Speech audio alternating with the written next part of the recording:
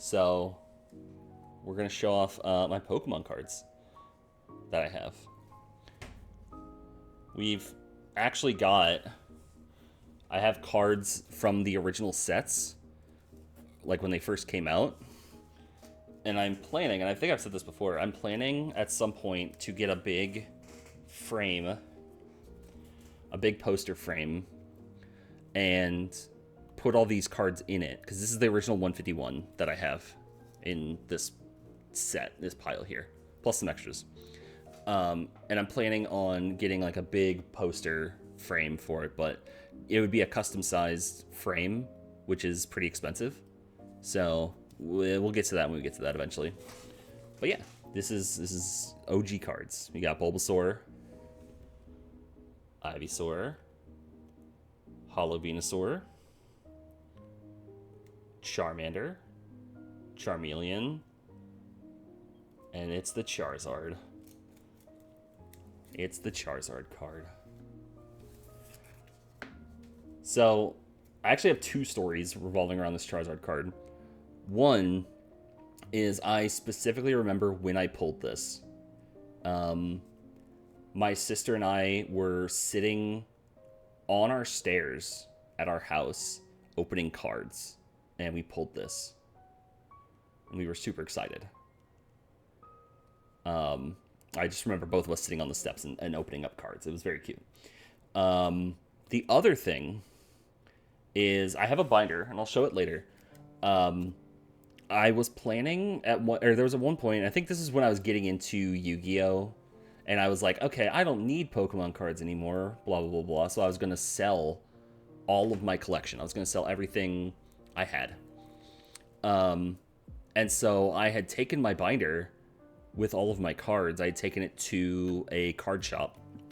And I was like, what would you give me for this? Or like, what's your trade for that? And they looked at it, and, a lot of these cards, while they are now OG sets and people might be interested in them, at the time they were, I think they were in Gen maybe 4 or 5 in terms of just the games. But still, like, this is still the OG stuff, like original 51. And the only thing they said is like, well, we could maybe give you something for the Charizard. We might be able to do something for the Charizard. And so they were like, we're not sure, maybe something for the Charizard. And I was like, you know what, never mind. If it's not worth anything, or like if all my stuff's not worth anything, then I'm not gonna worry about it. But now, this Charizard, it's not shadowless, it's not first edition, but it is holographic. I think this is still in the hundreds of dollars or something. I don't know. I don't remember exactly the price, but this is worth a lot now. Like, and they were like, maybe a couple bucks. But of course, that's at least 15-year difference between then and now. So I'm honestly happy that they had a very low price for that, or else I would have probably not had these cards anymore.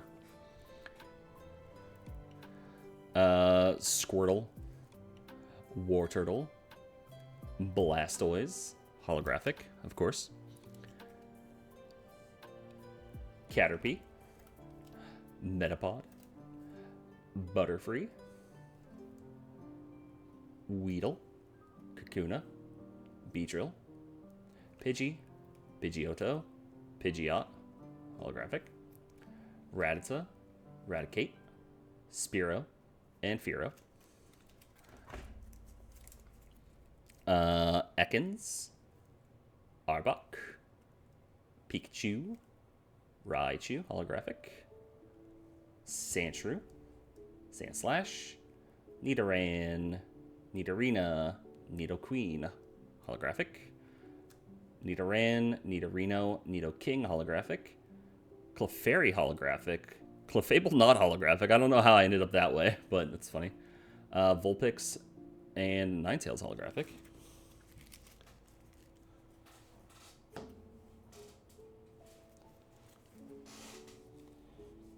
Uh, Jigglypuff, Wigglytuff holographic, Zubat, Golbat, Oddish, Gloom, Vileplume holographic.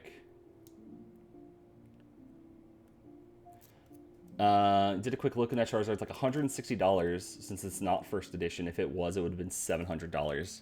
Damn. Crazy. And that's ungraded, because I don't feel like grading my cards, but because I have sentimental value with that one, but that's nuts.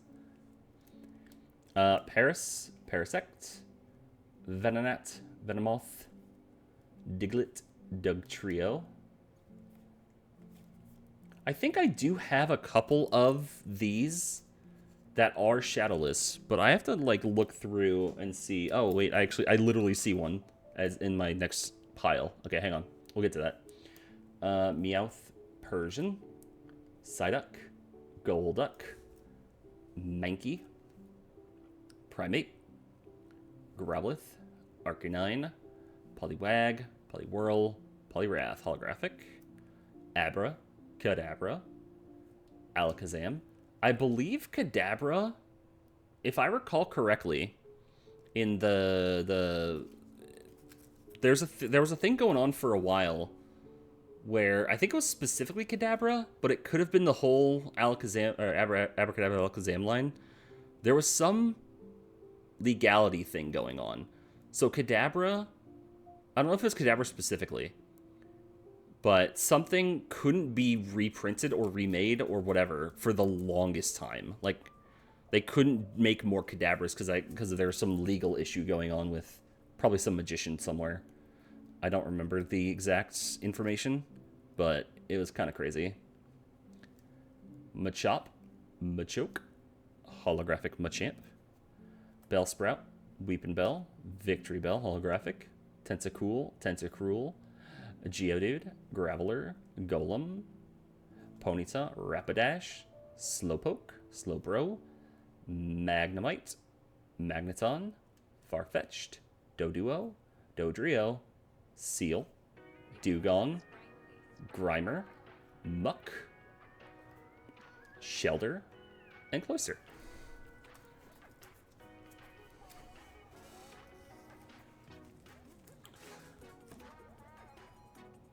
Dan, Pokemon Rap win? Never.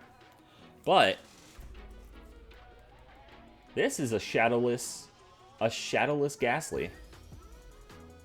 Because as you can see, unlike even this Haunter, there is no shadow behind this border. Which means that this Ghastly, I don't know if it was the first set of Pokemon cards ever, or just the first English set, because I don't know about Japanese sets. I don't know how they worked.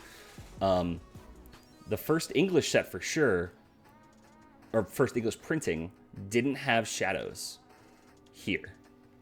And it was only after did they start to add them, and now every card has them. So this is like original Ghastly. And I can show my binder. I have other Ghastlies, so I might have like a similar version that's with a shadow. So that's super cool. Ghastly, Haunter, holographic Gengar, Onix, Drowsy, holographic Hypno. They the Alter Kadabra because the markings. Ooh. Krabby, Kingler, Voltorb, Electrode, Executor, Cubone, Marowak, holographic Hitmonlee, holographic Hitmonchan, Lickitung, Coughing, Wheezing, Rhydon, Rhyhorn, holographic Chansey, Tangela, holographic Kangaskhan, Horsey, holographic Seadra, regular Seadra, Goldeen, Seaking, Staryu, Starmie, Mr. Mime, holographic Scyther, Jinx. Okay, I had to check something on Jinx. Electabuzz without a shadow. Shadowless Electabuzz. Shadowless Electabuzz. Magmar. Pinsir. Tauros. Magikarp. Holographic Gyarados.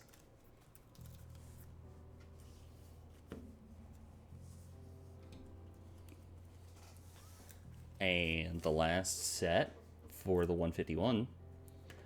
Holographic Lapras. Ditto. Eevee. Holographic Vaporeon. Holographic Jolteon. Holographic Flareon. Porygon. Ammonite. Omastar. Kabuto. Kabutops. Holographic Aerodactyl. Regular Snorlax. Holographic Zapdos. Holographic Moltres. Holographic Articuno. Dratini. Dragonair. Holographic Dragonite. This is also, if I recall, maybe it has to be first edition, but I think this is also a very high value card. Mewtwo. The Pokemon the First Movie Mewtwo card, which you got if you went to go see Pokemon the First Movie in theaters. Mew, which is also a promo card. This is also a promo card. And the Ancient Mew card, which was also a promo for the movies. And then this card is just a filler card just to have, because when I'm going to put them all in, I want just one to show the back. But yeah, the Ancient Mew card. Got the Ancient Mew card from the promos. From the movies.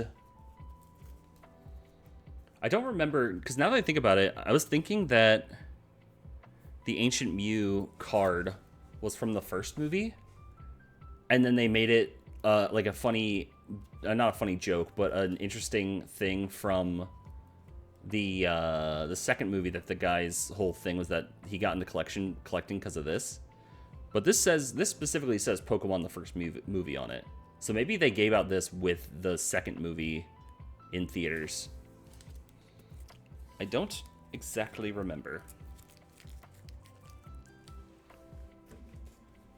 You said that somebody got rid of your promo cards from the first Yu-Gi-Oh movie? Oh, that's rough. That's rough, Psycho.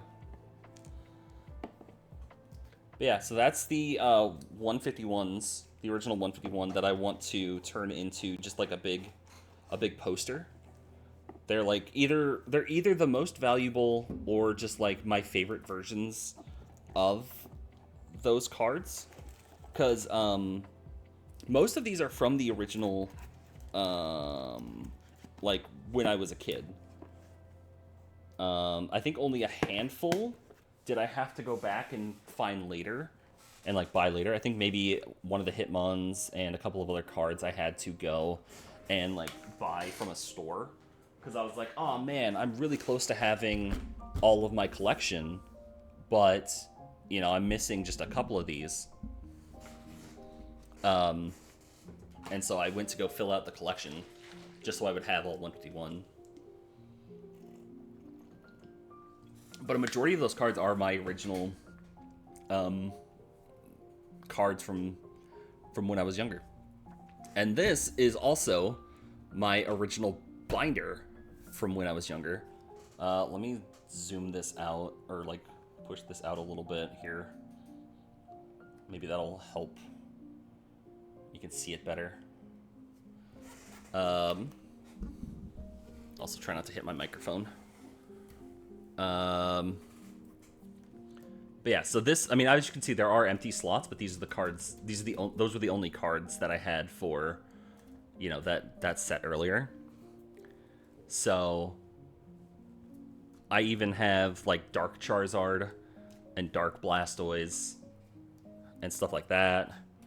And this binder has been through the ringer because dumb kid me was stuffing each of these things just full of every version of a card I had. So if I had like 4 Bulbasaurs, but then also on the back had a bunch of Butterfrees,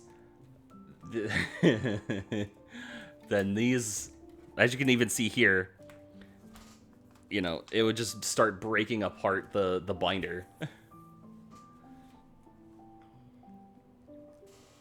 Yeah, let's see.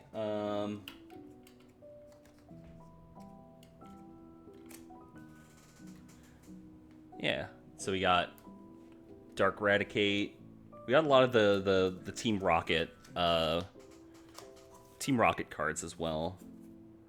Yeah, so there's 2 versions of Ekans here.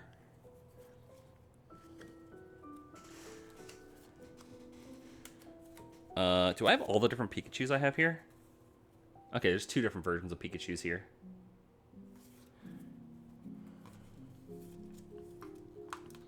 Do I have multiple? I do have multiple Raichus. And also, I do have some Japanese cards. The original... I don't know how I got Japanese cards, but I got them. Somewhere.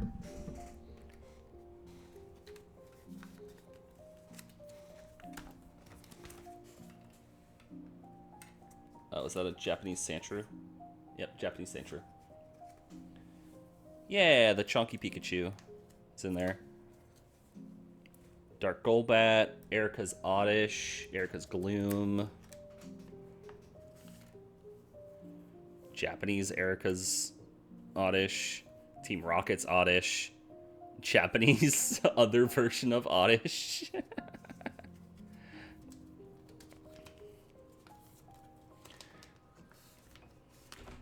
I feel like if I really wanted to, Erica's Gloom, Dark Gloom, Other Gloom, Japanese Erica's Gloom, another one, 2 different Erica's Gloom. Interesting. I feel like if I really want to, I could probably go through all of my cards and just see if any of these are, like, randomly valuable. I don't know, and I could, but at the same time, I don't feel like super going through them in that regard. Dark Persian. Oh, here, let's make sure, Ray. Make sure that, okay. Might be able to see it a bit better now.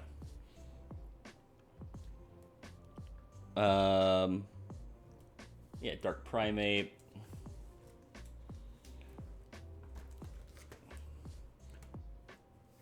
Erica's, Japanese Erica's Weeping Bell.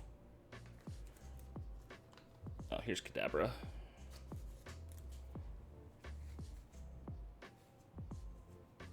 Yeah, because there's Kadabra and Dark Kadabra. Japanese Brock Primate.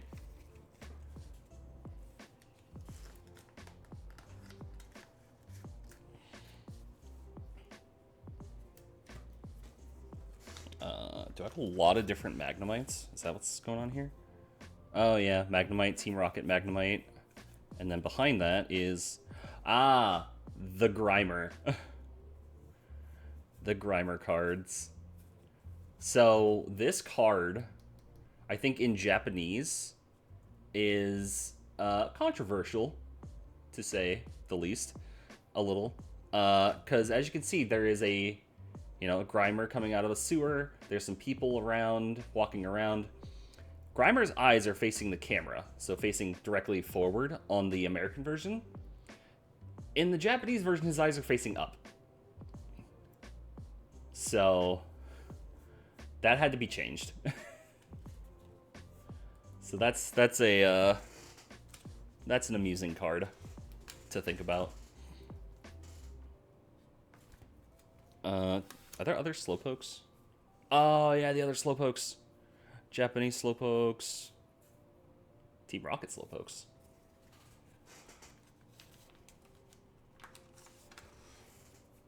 Dark Slowbro.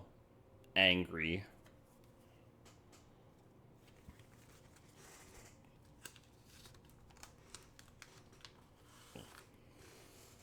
Ponytas. Ponyta. Seal.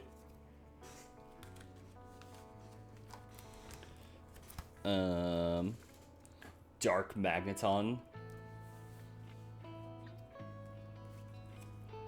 Oh, here we go. We can look at the Gaslies now. So Gasly. So as you can see, these Gaslies have the shadow. And if it weren't for the fact that I already put those other cards away, I would double check. I'm actually pretty sure that the outline on Gasly's like core body is actually more defined on this version of the card than the other one. Because I think it's a little less defined, it's a little bit more hazy and with the smoke around it. And I must have subconsciously, before I knew about the shadowless thing, I think subconsciously I noticed that there was just, the cards were different. And I thought it was because of that, and then I think it was also because of the, definitely that and the shadowless things. But, like, I knew that I liked the other one better, and I didn't realize it was because of shadowless until later.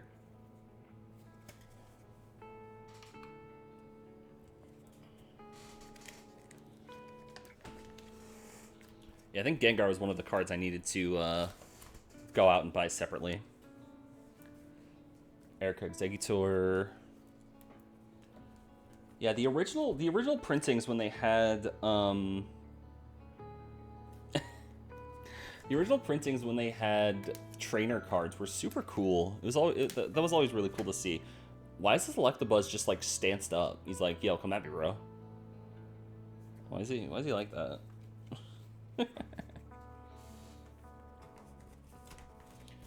Holographic Misty Gyarados. Holographic Misty Gyarados. It's a little warped. That's unfortunate, but looks cool.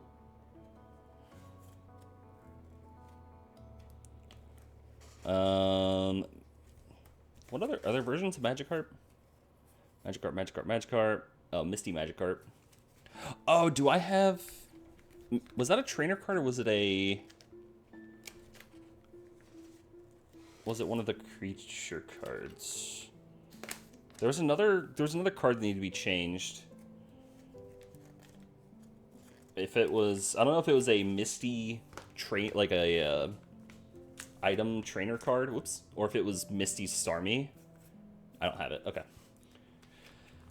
But there's one that has Misty on it, and it had to be changed between the Japanese release and the English release.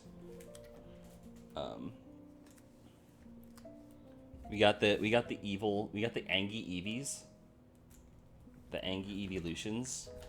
Dark Vaporeon, Dark Jolteon, Dark Flareon. And then over here, we've got, yeah, so I only had one of these two birds. I have Moltres. I have another Moltres. And then Dratini, Rocket Dratini, Erica's Dratini. For some reason, Erica has a Dratini, I guess. I don't know.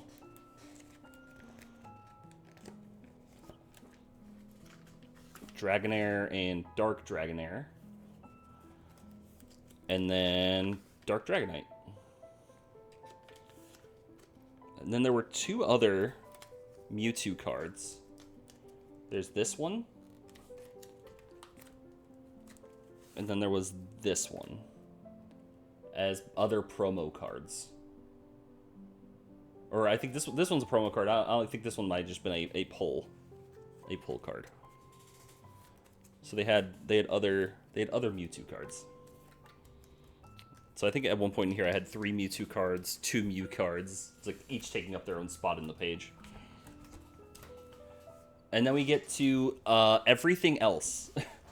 Because I was very meticulous, even as a child, putting these in like the correct order and numbering and all this other stuff. And then the moment it got to Gen 2, it was just like, all right, put it anywhere. Because I was like, oh, I'm not going to be keeping up with this. So, just started throwing stuff in the back. Some random stuff. This holographic Jumpluff. We got the Japanese Elekid down here, which you can't see. There it is, Japanese Elekid. Shuckle. Don't buckle. Japanese trainer card for Team Rocket. Japanese Miltank. Oh, they also had evil team rival or evil teams for Gen 3, so they had Team Aqua and Team Magma Pokemon. So we had Team Aqua Electrike and Team Magma Poochyena. The Eevee card from Build-A-Bear when Hedgie and I went to go get our Eevee from Build-A-Bear. We went and got one of those. So we got the card. Oop, I hit the mic, sorry. A lot of these are just kind of random cards I got over time, like since then. So like there's a Blaine's Growlithe here, another Mew card, Entei. Yeah, just kind of random stuff. Oh, Gibble, Gabite, Garchomp, Groudon, Cynthia. These are kind of just random stuff I've put in here over time. But I do also have... Oh, it's upstairs. I didn't get it. Oh, well, that's fine. I have other cards. Like I have the... What was it? The Van Gogh, Pikachu, and Eevee. Because I was able to... Because once Pokemon realized their mistake when they originally had those out, and they brought out a lot more, and you could get them just by ordering something online and getting something as an extra, I was able to get one of those, probably with one of those card packs, or ETBs or whatever. And since then, like, anytime I get cards, I have a lot. They're somewhere in this room. There's like other cards for Pokemon that I've just gotten over time that, for the most part, I kind of turn around, put into small little plastic baggies, and give out to kids for Halloween. And just be like, here you go. Or just like put it on a little tub outside and be like, take some. Yeah, that's my Pokemon collection. Oh. This is a good time for a stretch, guys. I can feel my entire back and spine and everything just... Ugh. Okay. Stretch and drink. Psycho, you have a question. What is your question? Alright, let's put this back down. We don't need this all high up in the sky like that. It's actively blocking my computer.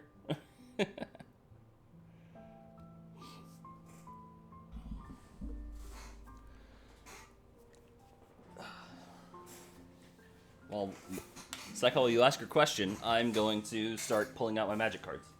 My magic decks, actually.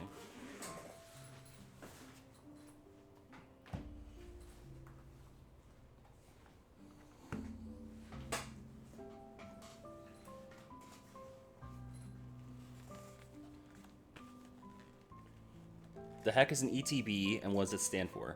An ETB is an Elite Trainer box. It is basically like in Magic, the collector's boxes. Like it basically is this same as this box in Magic, because like they all come in these fancy. Whoop, sorry, microphone. They come in these fancy boxes.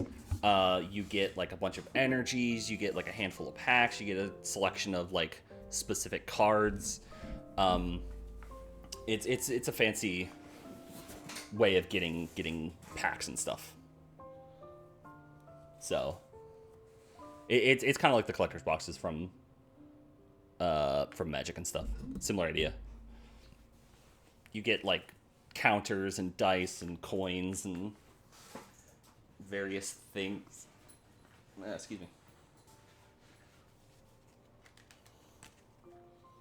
Oh, random. Oh, this is random. Because I just remembered in my bag.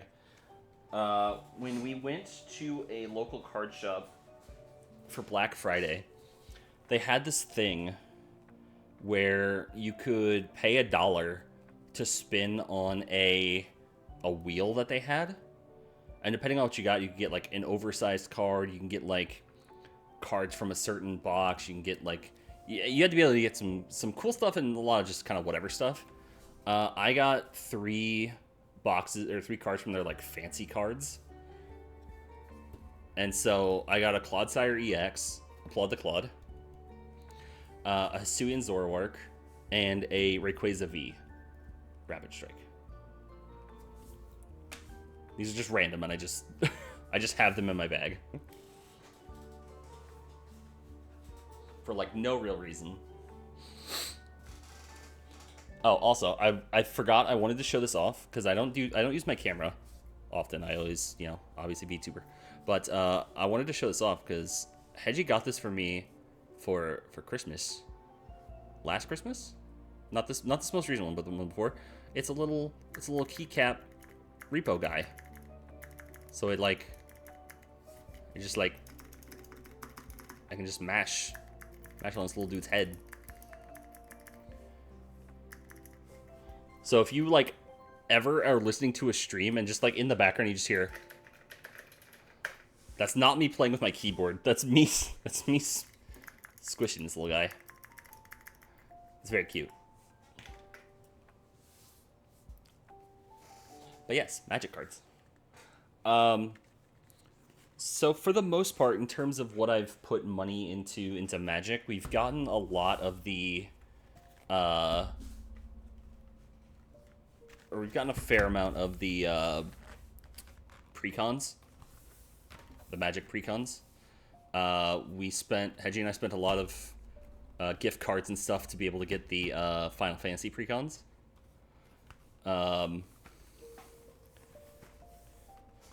I have not made any changes to these decks.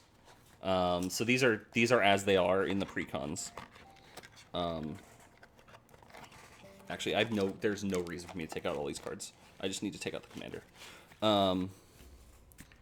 So they are as they are, like if you just pick up the precon. Change the autofocus. Focus, please.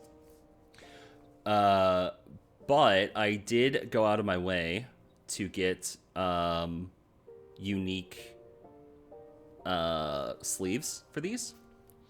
And I based it off of Final Fantasy XIV job crystals.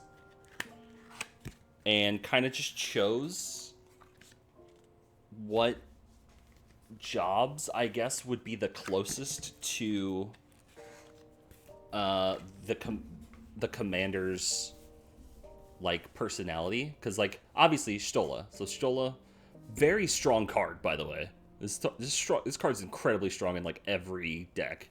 There's a reason she's like the 5th most used commander right now. But Y'shtola, obviously from Final Fantasy XIV, is a black mage, and so she has the black mage. Cloud is he could fit in a couple of classes, but we decided to go with Dark Knight. Terra, funny enough, we decided to go with Summoner, and these colors are based on the colors in Final Fantasy XIV and what the job crystals are used for. So the funny thing about this is Summoner is green. Terra does not have green in her in her deck. She's white, red, and black. She's not green, but we just went with that color. And then Tidus is a paladin. And so we got these. I got these custom ordered to use for the 4 Final Fantasy Commander decks, which is super cool. I'm very happy how they turned out, and these have been very good sleeves for the number of times we use these, because we use these precons a fair bit because they're just like, we know they're good. We've used them multiple times. Like, we know the cards are good. We know the deck itself is well made. In some cases, very incredibly strong. Sorry, camera. Smack the camera. I'll fix that in a second. Properly fix that in a second. There we go.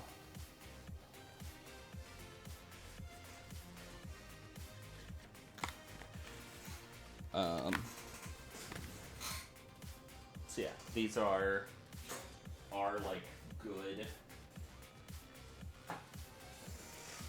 good fallback decks essentially. And then, so I said earlier that there's a deck that I want to make that will use these cards. Probably use these cards from the Marvel set. And I want to make it hero related. Well, prior to Marvel cards becoming a thing, or the Marvel set becoming a thing, I should say, there was a secret lair that included all Marvel cards. And one of them, so there was Storm, Captain America, Iron Man, Wolverine, and my favorite, Black Panther, Wakandan King. So each of these came with a bunch of a handful of cards that, you know, supported the deck. I'm gonna turn this down. This feels a little loud right now. And so I made a deck around Black Panther, Wakandan King. This is the way he works is every time a creature or Black Panther or another creature enters, I put a 1/1 counter on a land I control. Then I can pay 3 and move all the +1/+1 counters from that land to a creature. And then I gain that much life and I draw a card. So I can gain a lot of life that way. I draw an okay amount of cards, but it can get very strong, very out of hand very quickly. I think on one of my craziest ones, I had like over 100 +1/+1 counters on a creature. Like just something crazy. But I have grown dissatisfied with this deck a little bit, and I want to turn this into a hero deck. So a white-green hero deck.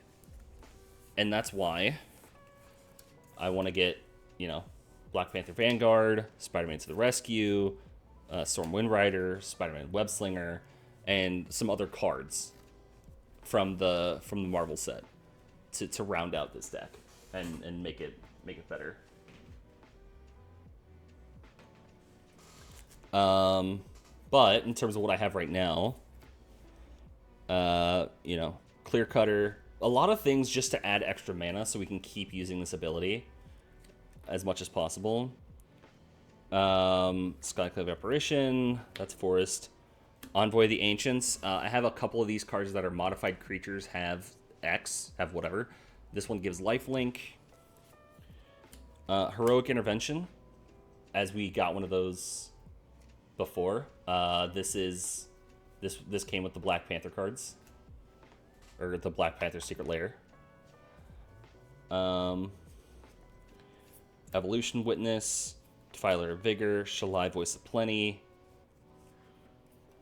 Land, Primordial Sage, Wakandan Skyscraper, which is actually Karn's Bastion, proliferates, and since we're putting 1/1 counters on a lot of creatures with Black Panther, being able just to proliferate like late game and just get the things over and over is really good.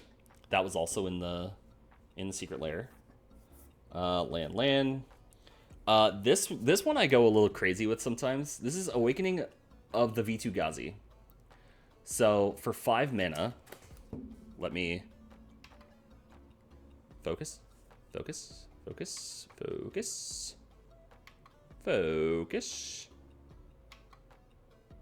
we go. Put 9 1/1 counters on target land I control. It becomes a legendary 0/0 elemental creature with haste named V2 Ghazi. It's still a land. So, imagine I do this. I put 9 1/1 counters on a land immediately.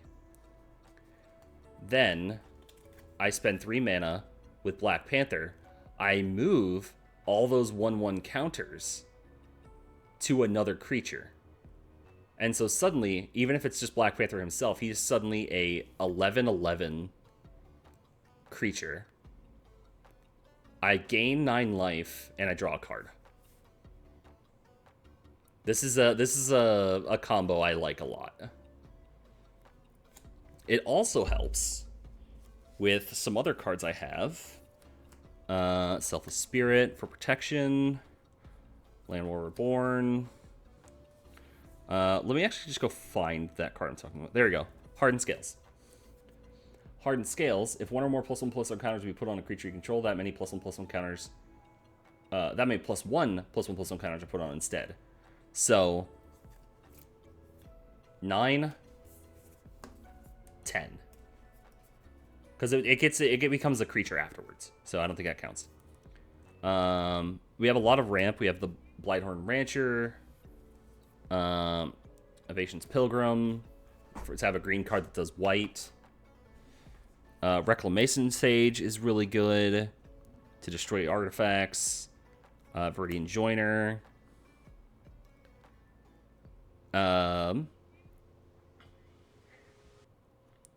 Destiny Spinner. So Destiny Spinner, with this card, I can tap 4, turn target land into an elemental creature with haste, where X is the number of enchantments I control.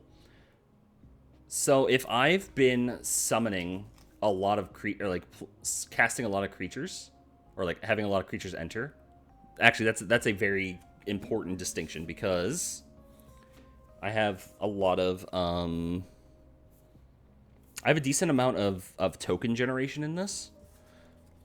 So if I have a lot of creatures enter, and each token counts as its own creature, I can put 1/1 counters on a land, and then Destiny Spinner can turn that land into a creature itself. It's still a land, so it gets X, and X can be like 1 or 2, it doesn't matter. But it's going to have all those +1/+1 counters on top of it already. So it could be like normally 2, but it has like 6 +1/+1 counters. So it goes up to 8. Like immediately. Which is crazy. Herd Baloth. Whenever one or more +1/+1 counters are put on Herd Baloth, you may create a 4/4 green beast creature token. So instantly, by putting a 1/1 counter on here from Black Panther, I can create another creature which puts another 1/1 counter on a land, and it lets me do it again next turn, or whenever I have the mana for it. Creatures with +1/+1 have flying. Requisition Raid, land.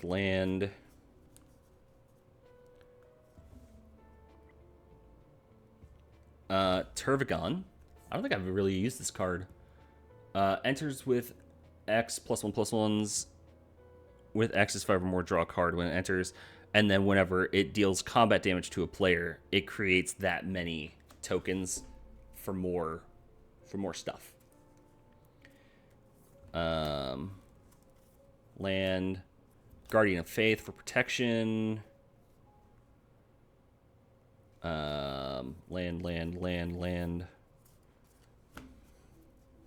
Tanuki Transplanter for more ramp. Exotic Orchard. The standard sorts the plowshares. Ooh, Teemer's Sabertooth actually has a good combination with Reclamation Sage. Because you can play Reclamation Sage for 3, enter the battlefield, destroy target artifact enchantment. Then you can use the ability on Teemer Sabertooth to return another creature I control to my hand. This gets indestructible, and the next turn I can play this again and destroy another artifact. So I can do a little bit of recursion artifact hate. Land, Signets, land, Soul Ring, the standard Soul Ring. Soul of the Wild. Power and toughness are equal to the number of lands I control, which is fine. Non-token creatures I control are forest lands in addition to their other types. So now what that means is, first of all, this gets more powerful because it's going to have a lot more creatures from the non-token creatures. But my non-token creatures count as lands, so whenever a creature enters, I can put a +1/+1 on a target land, aka my creatures. So I can immediately, I don't have to do the second ability. I can immediately just start putting +1/+1 counters on creatures, and that's super cool. Landwar Loam Speaker for more ramp. Zavala Explorer returned. I like the style of this card. There was a secret layer of, like, I don't even know the artist or anything like that, but the style was super good. I really liked it. But reveals top card library. For each non-land card revealed this way, I can add green and I gain life. Then each player draws a card. So card draw, some ramp, some good stuff. +1/+1 creatures with +1/+1 have trample. Llanowar Elves, probably one of my favorite cards, because I used to have I had a playset of these when I was originally playing Magic back in high school for like a little bit. When I played Magic for a little bit, and Llanowar Elves were my favorite, like, mana dorks, because I was playing red green at the time, just because I didn't understand what I was doing. So I was doing some very simple things. Resourceful defense. Whenever a permanent I control leaves the battlefield, if it has counters on it, put those counters on target permanent I control. So anything that had +1/+1 counters, if they die, we just get to move the counters to anything else. Zavala Eagle Trailblazer. Whenever I cast a creature spell, I can get to create tokens. So I get to play a creature spell, which instantly hits Black Panther's ability to put a 1/1 token. Then this makes another token, a creature token, which makes another +1/+1. So I'm basically 2 +1/+1 counters every time. What color would I tap for? Blue. I actually have no idea. Maybe white. And then I get to add mana for each different power among creatures I control. If I've done things correctly, I can get a lot of this, because the varying +1/+1 counters will adjust my power on my creatures and will give me a lot of variation. So I can get a lot of mana from this. Terracodon. Destroy target non-creature permanent. For each permanent put into a graveyard this way, its controller creates a 3/3 relevant creature token. If I wanted to, I could use this on myself. I can get rid of 3 weak cards, which would give 3 more +1/+1 counters, so 4 +1/+1 counters on a land. And we just have a bunch of green 3/3 elephants. Lifecrafter Bestiary and Ronus Monument for making green creature spells cost less. Beast Within, land. Whenever a non-token creature enters, I get to draw a card. Tap a land for mana, add 1 mana to my pool of that type, so basically doubles my mana. And then whenever I cast a creature spell, I draw a card. Branching Evolution. Whenever 1 or more +1/+1 is going to put on a creature, twice that many 1/1 counters are put on that creature instead. So once again, moving things doubles it. So if I had 2 +1/+1 counters on a land and I move it to a creature, that counts. So this doubles to 4. And if I have something else, I can add 1 and then double it. If I have, like, the stuff I was showing earlier, where it gives me an additional +1/+1 counters. I think some Earthbending would be good for that deck. I was looking at Earthbending when it came out, and I originally was going to revamp this with Earthbending. Because, like, between Avatar, Spider-Man, Teenage Mutant Ninja Turtles, and Marvel, I was seeing a lot of cards that would work really well for this deck. But I personally, and you'll see this later, I personally really like Kindred decks. like themed decks as opposed to just powerful decks. So I want to turn this into a hero deck. I think that would be where I want to go with this. Primeval Bounty. Oh, Adamantium Bonding Tank, which is the Ozolith. This came with Wolverine, the Wolverine set. If a creature I control leaves the battlefield, I can put all the counters here, and then at the beginning of combat, I can take all these counters and put them anywhere else. Very powerful. Hamza costs 1 less for each creature with a 1/1 counter, and creature spells cost 1 less for each creature I control with a 1/1 counter. So all of my creatures should be getting 1/1 counters over the course of the game. Kamiya Whispered Hopes. If one or more +1/+1 counters we put on a card,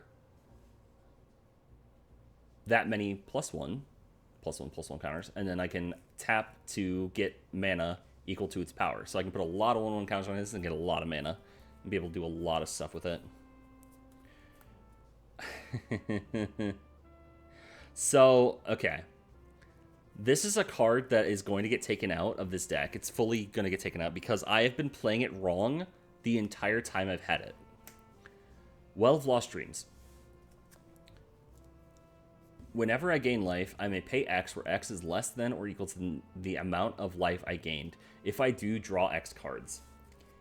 I was playing this as though the pay X... I don't know why I just completely misread the card. Reading the card explains the card, and I just wasn't reading the card. I was paying X with life and not mana.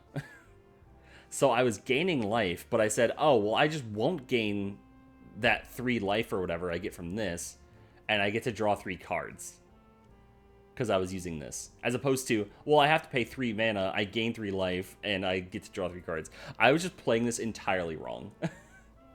Like an idiot. For so long. Generous Gift. Gormon's Talent.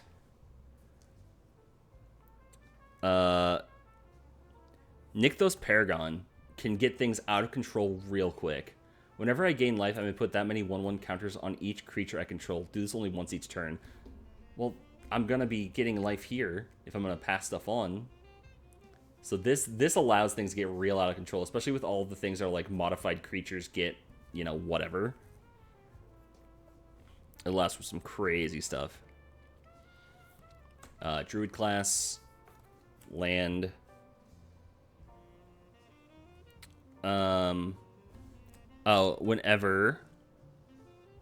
Whenever another non-token creature enters the battlefield, I may pay 2.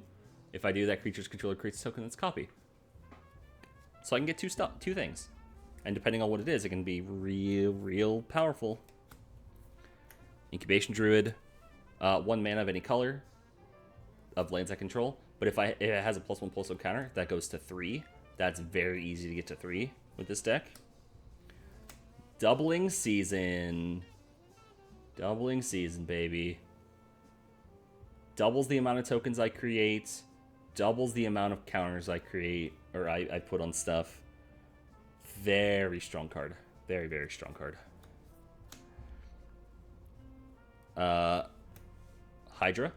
Hydra cards are good in this because they like the 1/1 counters. Enters with 4 +1/+1s. And then when it attacks, doubles the number 1/1 counters on each creature I control. Another thing that can make my deck get very out of hand very quickly. Captain Sisei. Search my library for a legendary card, reveal that card, put it in my hand, and shuffle. It lets me get a creature to my hand.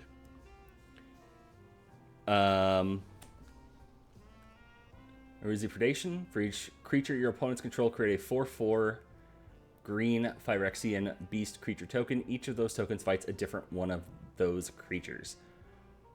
This is a board wipe with more to it, because each of those creatures entering affects Black Panther's ability.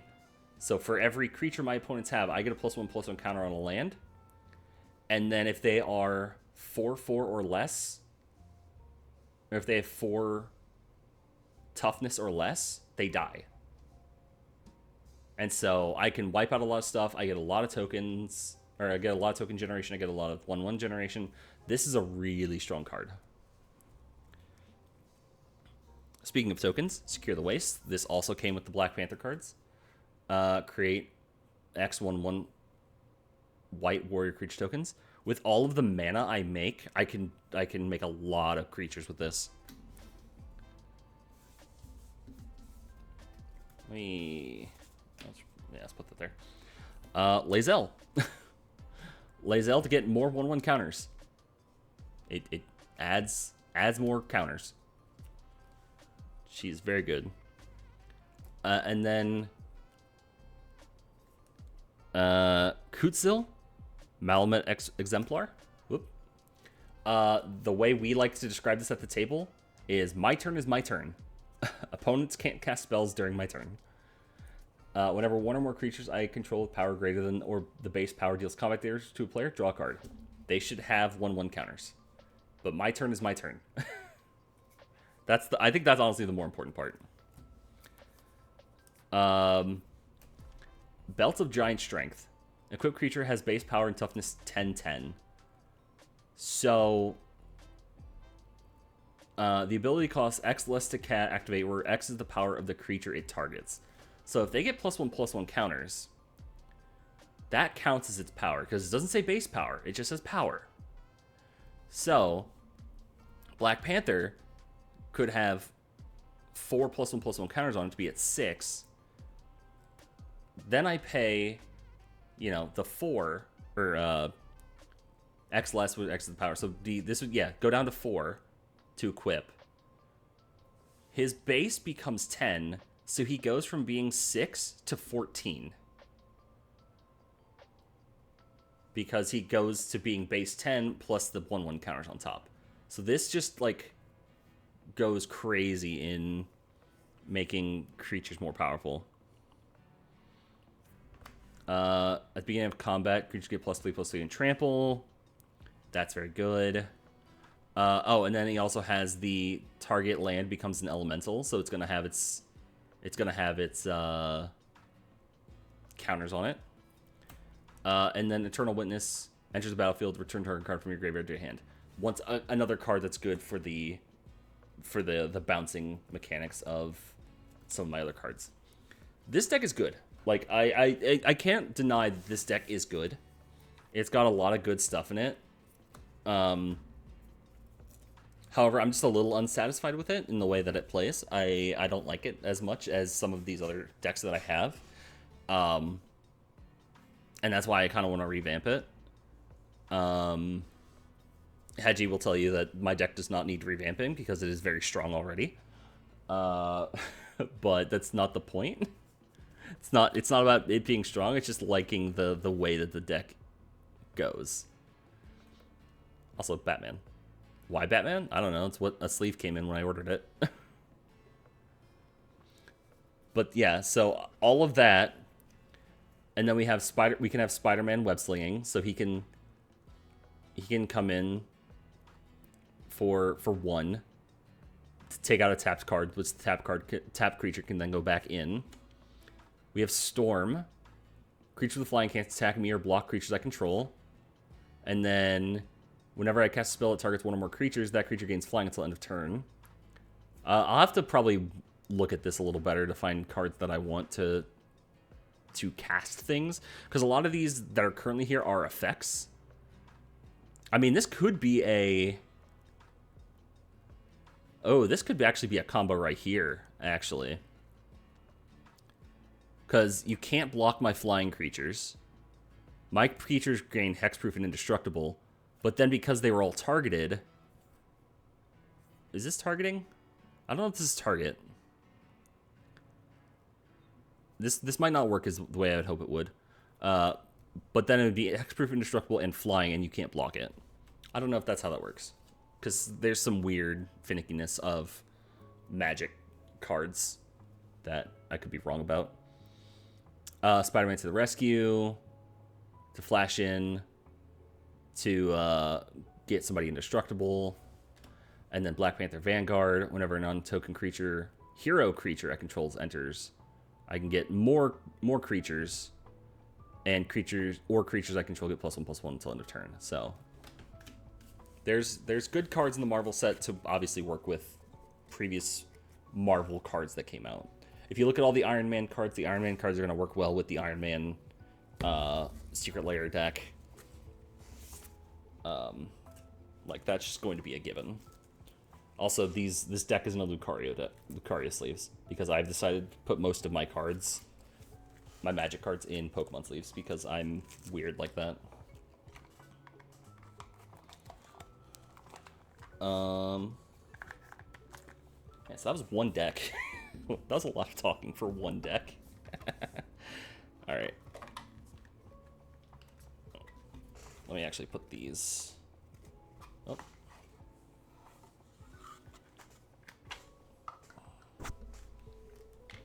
Put these in here. We'll talk about this one just because it's right here. So I have a Dragoon case, deck box, because I happened to find it when I was out shopping at a card shop with my sister. And this deck is not Dragoon based. I have tried multiple times to come up with a Dragoon deck, and it just has not worked, unfortunately. It just never is satisfying in a way that I like it, because of the, I guess, mixture of lack of Dragoons in Magic, and like kind of the variety of the ones that are there. But this deck is actually one that I found somebody talk about on YouTube. The commander is Dionys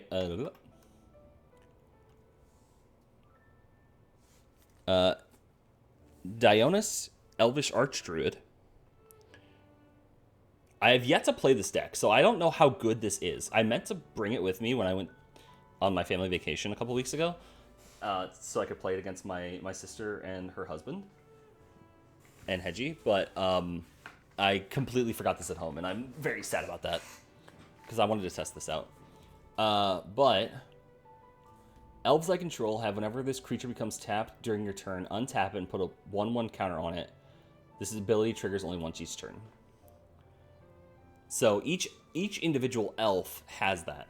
So every elf I tap on my turn gets a 1/1 counter and untaps, no matter what. Or I guess, you know, I guess not no matter what. That's not the right phrasing, but you know what I mean. However, so obviously we have stuff like, let me find my elves. We got, you know, your Mana Dork elf. We got a lot of Mana Dork elves. We have a SpongeBob Command Tower, by the way. I have SpongeBob cards. I'll show my Secret Lair stuff later. At least things that aren't in decks already. Got the Arbor Elf to untap a forest. Mana Dork Druid. You're gonna notice a theme amongst all of my, or most of my creatures, is that a lot of them have a tap and do stuff things, or tap for mana.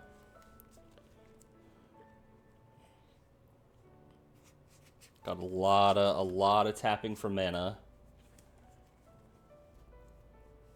But Dan, what are you gonna do with all of these druid, or all these elves that are tapping for mana and then untapping? Well, that's easy. They're gonna pilot some ships. They're gonna get on these vehicles, and they're gonna ride them into the sunset. Just get on all these vehicles. Oh, by the way, Hatsune Miku. Miku Elvish Mystic. Just get on all the vehicles and ride them into the sunset and just go nuts. Land Worlds again. Of course, they had to be in the deck. They couldn't not be in the deck.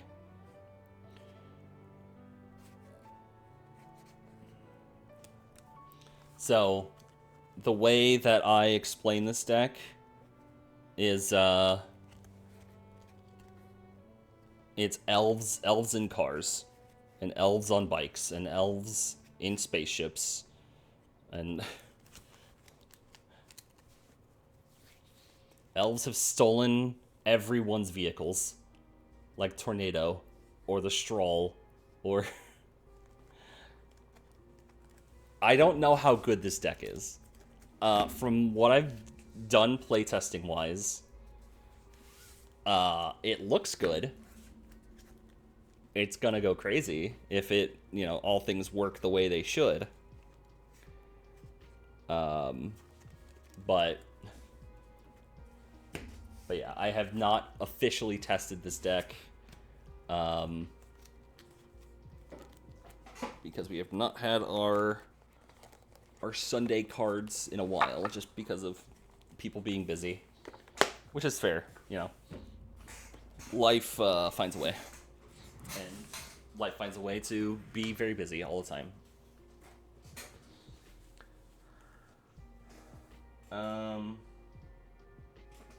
Let's see.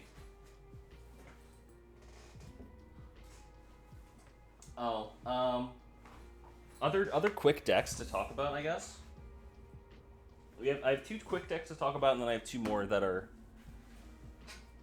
or 3 more that are more in depth.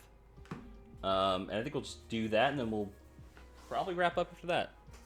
So I guess also, as a side note, I have 2 decks here in this box that are incomplete and bad. I have Ezio, Blade of Vengeance, because I wanted to make an Assassin's Creed deck when I saw those cards, because that was kind of when I was getting back into Magic, was when the Assassin's Creed cards came out. I wanted to make an Ezio deck, and this deck doesn't work as well as I want it to. So this deck's going to get scrapped, and probably I might turn this into a full Assassin's Creed deck using the other Ezio, the one that, like, you can pay free running costs. That's just like 2 black to play your assassins, like just play any assassins. And then the other one that I have in here, I don't have the commander in here because I messed it up. The other deck in here is werewolves. So I'm not gonna show it because I don't know where that commander is. Is werewolves. Because there was a not a wolf secret lair, which I thought was very funny. And so for the commander, it's I think the front just says not a wolf, and then back is like something else. And so I just call it the regular guy deck, just a regular guy. And then when they transform, it's like, oh shit, it was wolves all along. It was werewolves the whole time. But that deck is very hard to work. There's like a couple of cards that make it very powerful, but if those cards aren't used properly, it's not good. And something I've noticed. So whenever you play werewolves, the moment you play a werewolf or anything that has like, here, let me grab this. Oh wait, I can show some of the secret lair cards from that.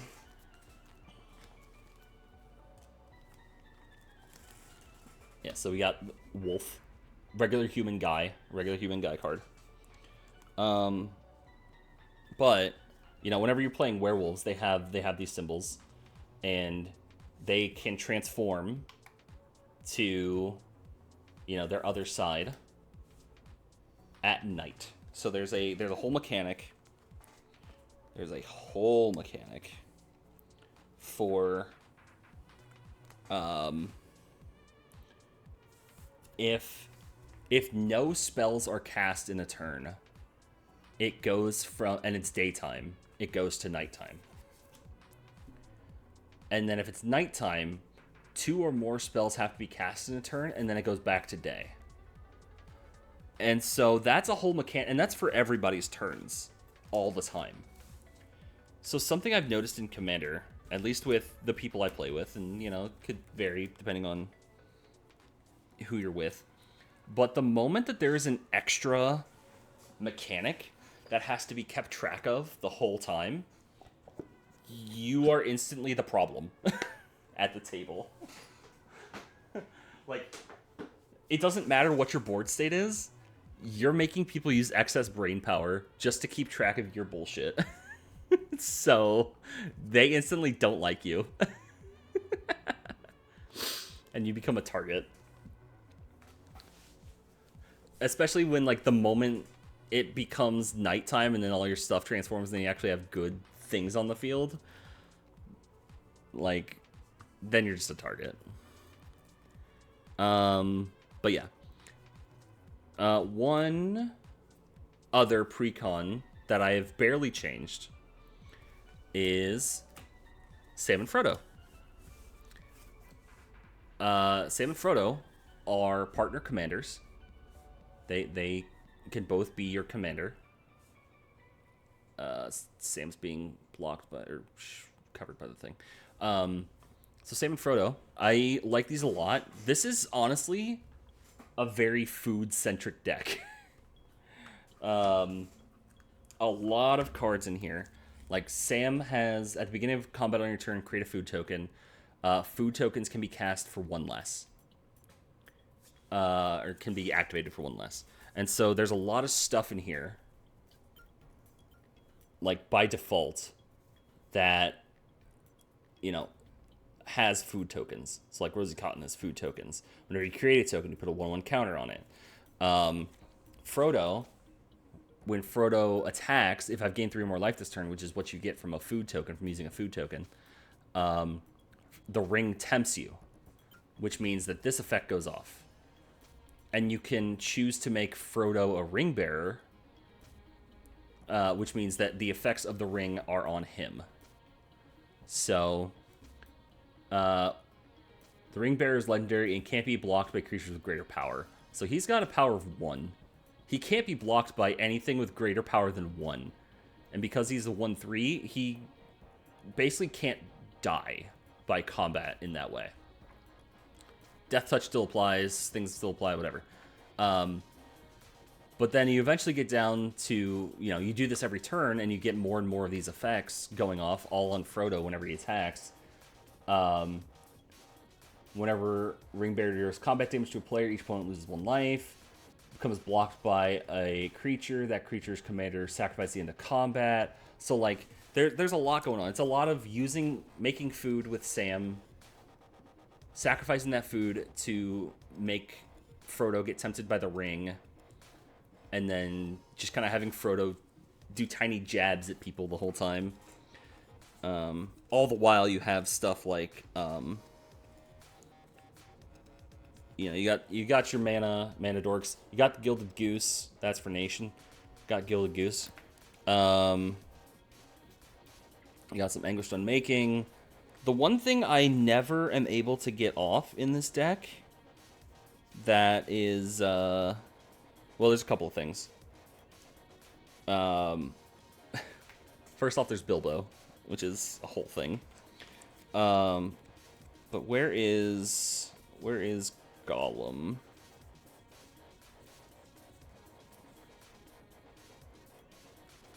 There he is. So Gollum has an ability where at the beginning of my end step, each opponent deals combat damage, or each opponent dealt combat damage this turn. Or, words are hard. At the beginning of my end step, each opponent dealt combat damage this game by a creature named Gollum Obsessed Stalker. Loses life equal to the amount of life I gain this turn.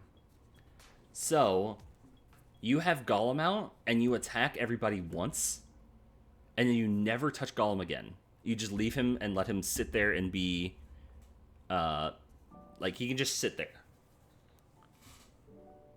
And then every turn, you're making food tokens, you're sacrificing them. Gollum, you gain life, and then Gollum will deal damage equal to the life you gained. Mirkwood Bats are also in here, which I believe also does damage equal to the life you gain. Let me double check. It's in the second half of the deck.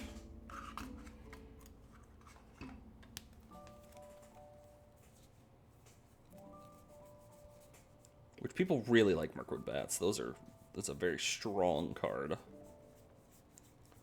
Am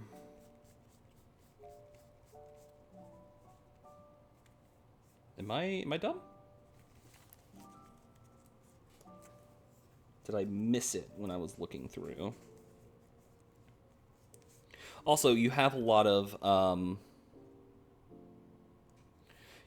cards in this deck that are very weak overall, because this is a Hobbit deck. Like, it's mainly Hobbits. There's a couple of other things, some birds, some tree beards in here and stuff like that.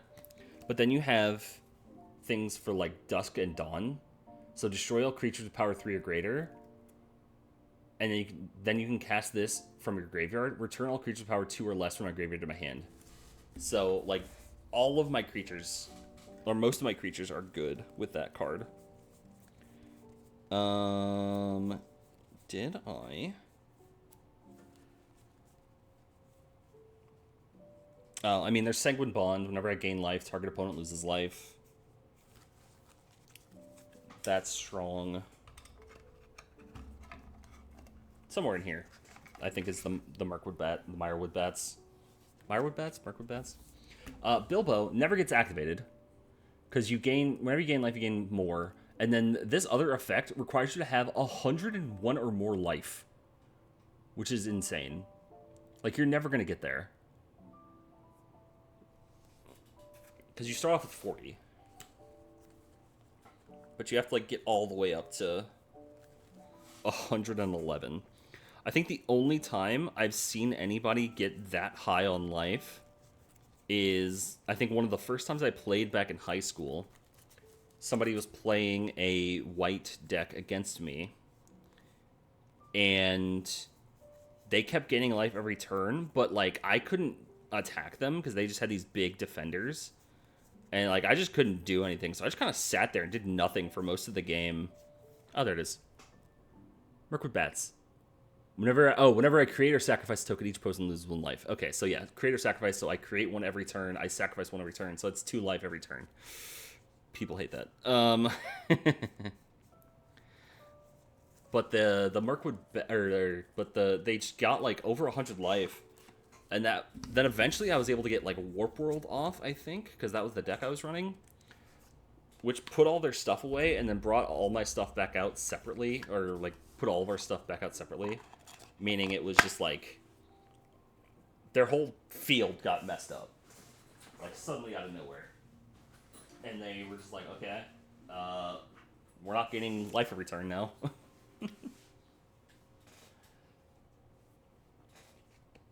So yeah, that's the closest I ever saw somebody get to like that life total. Because like I don't know why that guy wasn't attacking. I think he just had a bunch of defenders. All right, the only change I made to that deck, to the Salmon Frodo deck, is I took out what's the card?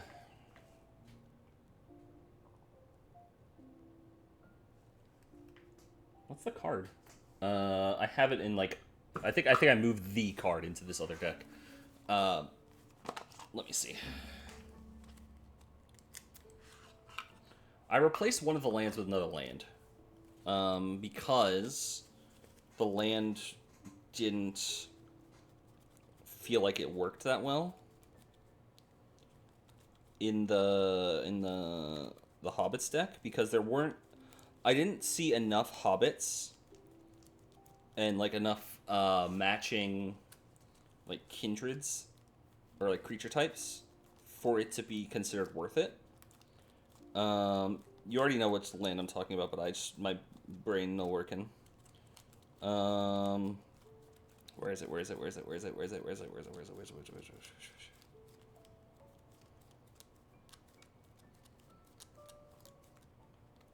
It's not... Oh my god, is it like at the top of this deck? So I've gone Path of Ancestry. No. Not Path of Ancestry. Not that one. It's the other one.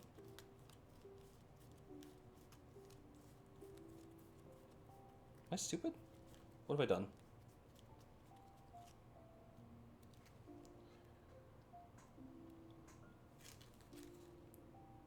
Oh, no. It is Path of Ancestry. It is Path of Ancestry. Yeah. Add 1 mana. It's in your commander's color identity. When that mana is spent to cast a creature spell that shares a creature type with your commander, scry 1. That's right. I swapped that for a just like random dual land or something. Because this other deck has a lot more creatures that share creature types than the Hobbit deck does. But that's not the deck we're talking about first. Next, we're talking about Zergo Stormrender. This is actually a combination of two... this is a combination of two commander precons. Because I saw, like, looking at them, that they have just so much in common and so much that works together. So, this is a combination of Zergo Stormrender and... Where are you? There you are. Caesar. Legion's Emperor. So, Fallout mixed with Magic the Gathering.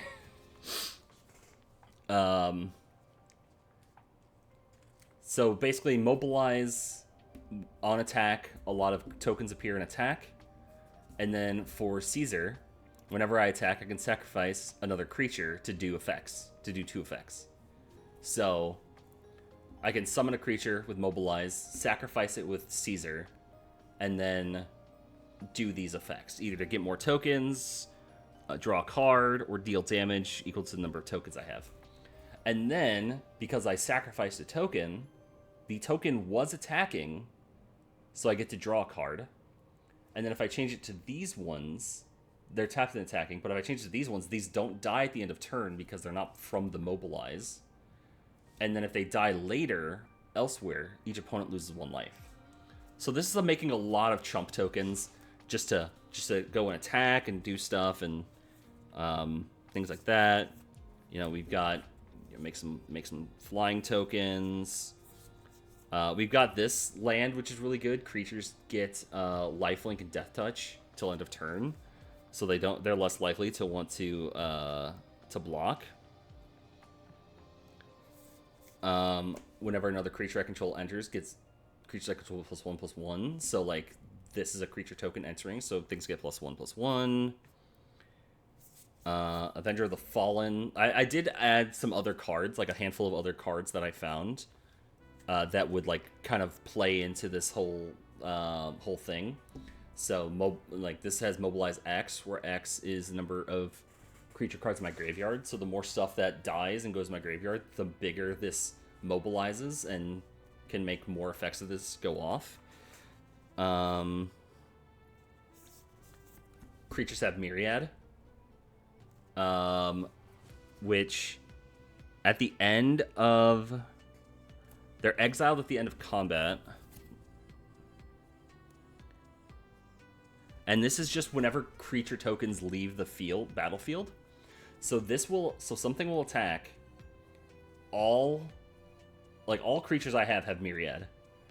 Then they make token copies that attack, even legendary creatures. And those will get instantly destroyed.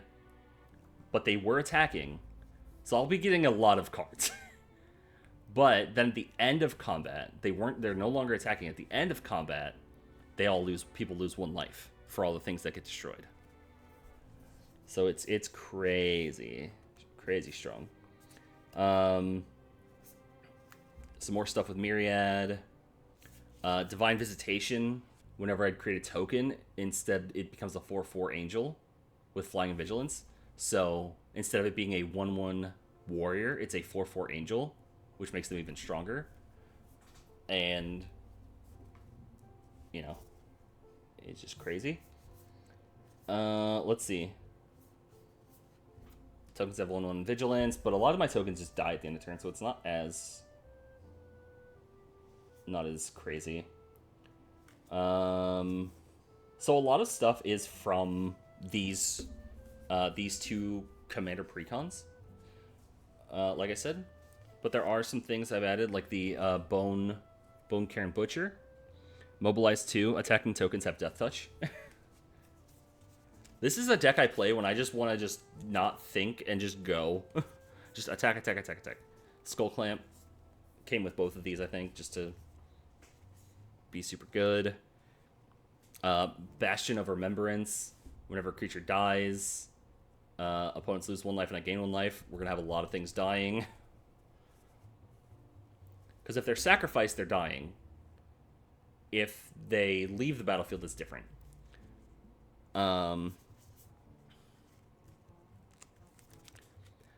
Took apart my Zergo deck and mixed it into an Ishin deck. Funny you should say that. Where? Secret Lair, Joshua Graham, Burned Man, aka Ishin. 2 heavens is 1. I actually have a different Ishin because I bought the Ishin to put into this deck before this Secret Lair came out. Before they announced the Secret Lair, and I was like, I need the Fallout one to go with this deck because I'm already using Caesar, so it'd be really funny to have Joshua Graham in here.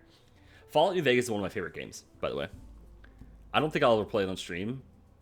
Maybe I will, maybe I won't, but like, I love Fallout New Vegas. So I wanted this so bad because it just fits in this deck. But yeah, so Ishin right here. There's also the Nayali precon. Speaking of Nayali, Hedgie, you have Nayali. That's your thing. You lost Naprulette again. You deserved it. You did. I mean, not deserve to lose it, but like you deserve to have a nap, have a nice nap. You're tired. You need to get some naps sometimes. It's okay.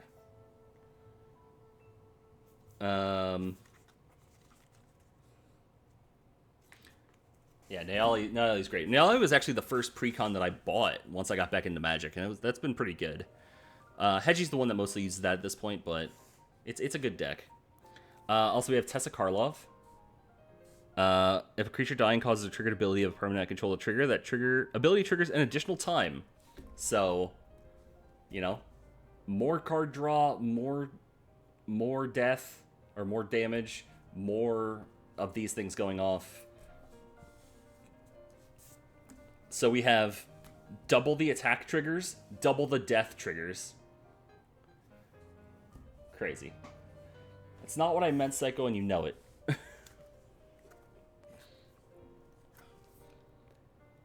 We also mixed... Oh, I also put in Zergo Thunder's Decree. It is kind of desynergistic, or anti-synergistic with this, because creature tokens... Yeah, during my end step, warrior tokens I control have this token can't be sacrificed. So during the end step, they won't get sacrificed, which means the mobilize won't go through, and this one won't, we won't be dealing damage. But it does mean that my board is wider. I have a lot of stuff. I have a lot of things going on, like on my board at any given time. And I can use them as blockers, and I can still get the effect from blocking. Yeah, Tessa Karlov for the death trigger card. Super good.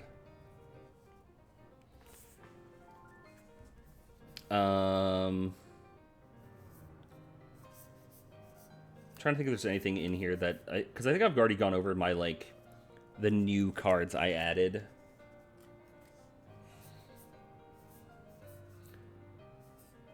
WotC hates orcs. Well, the problem is with orc cards is they made them incredibly strong in the Lord of the Rings cards. Because they have the Amass Orcs, they have the Orcus Bowmasters, they have there's a lot of stuff in there that was really powerful for orcs, so they, I understand them being very hesitant on, making those more powerful.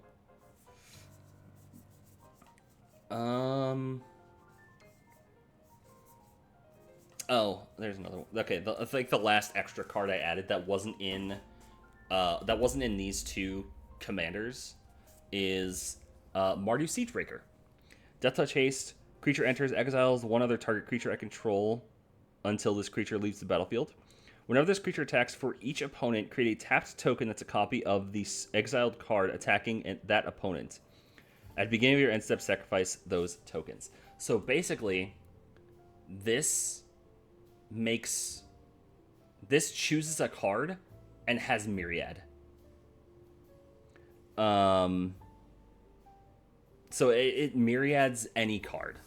So like it can myriad any. Yeah, it doesn't remove the legend rule. It doesn't remove legend.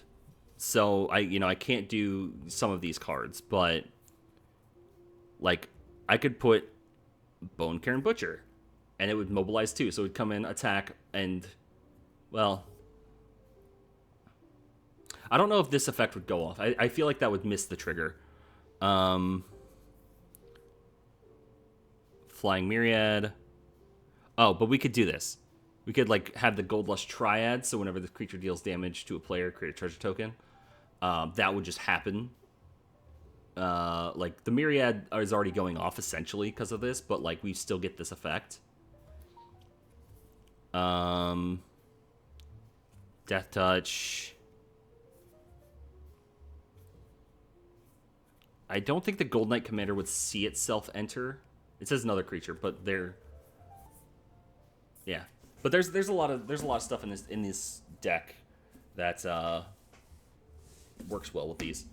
But yeah, I had to like go through both of these decks and like just take apart everything.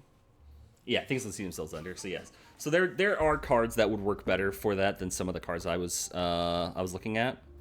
But actually, the one I used was Solemn Simulacrum. I feel like I was using Solemn Simulacrum for that, and I was just getting a lot of lands. It was giving me a lot of lands and a lot of card draw when it died. I think that was a good one. But yeah, I had to go through, figure out all the stuff to remove, and how to upgrade this. This is pretty good. It's a pretty good deck, but it can get out of control pretty quick, and people can recognize that and decide they don't want to fight it anymore, and they just murder you. Oh, Sun Titan. Sun Titan could be good for Myriad. Whenever it enters or attacks. Yeah, I think it would miss. You wouldn't see the attack, but you'd see the enter. So you get a bunch of creatures just returning to your battlefield. That'd be cool. Oh, and for sleeves, we've got Iron Leaves, and we have Eevee. Iron Leaves for the commander, and then Eevee for the deck.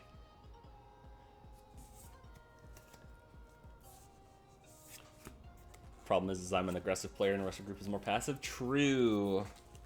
And this deck is incredibly aggressive, and so is my next deck. So, my next deck does not get played because it gets bullied for good reason every time. If I ever show this commander,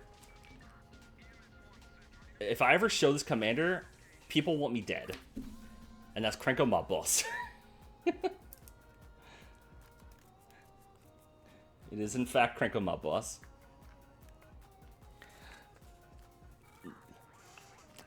No, I don't disagree. Krenko's a bastard.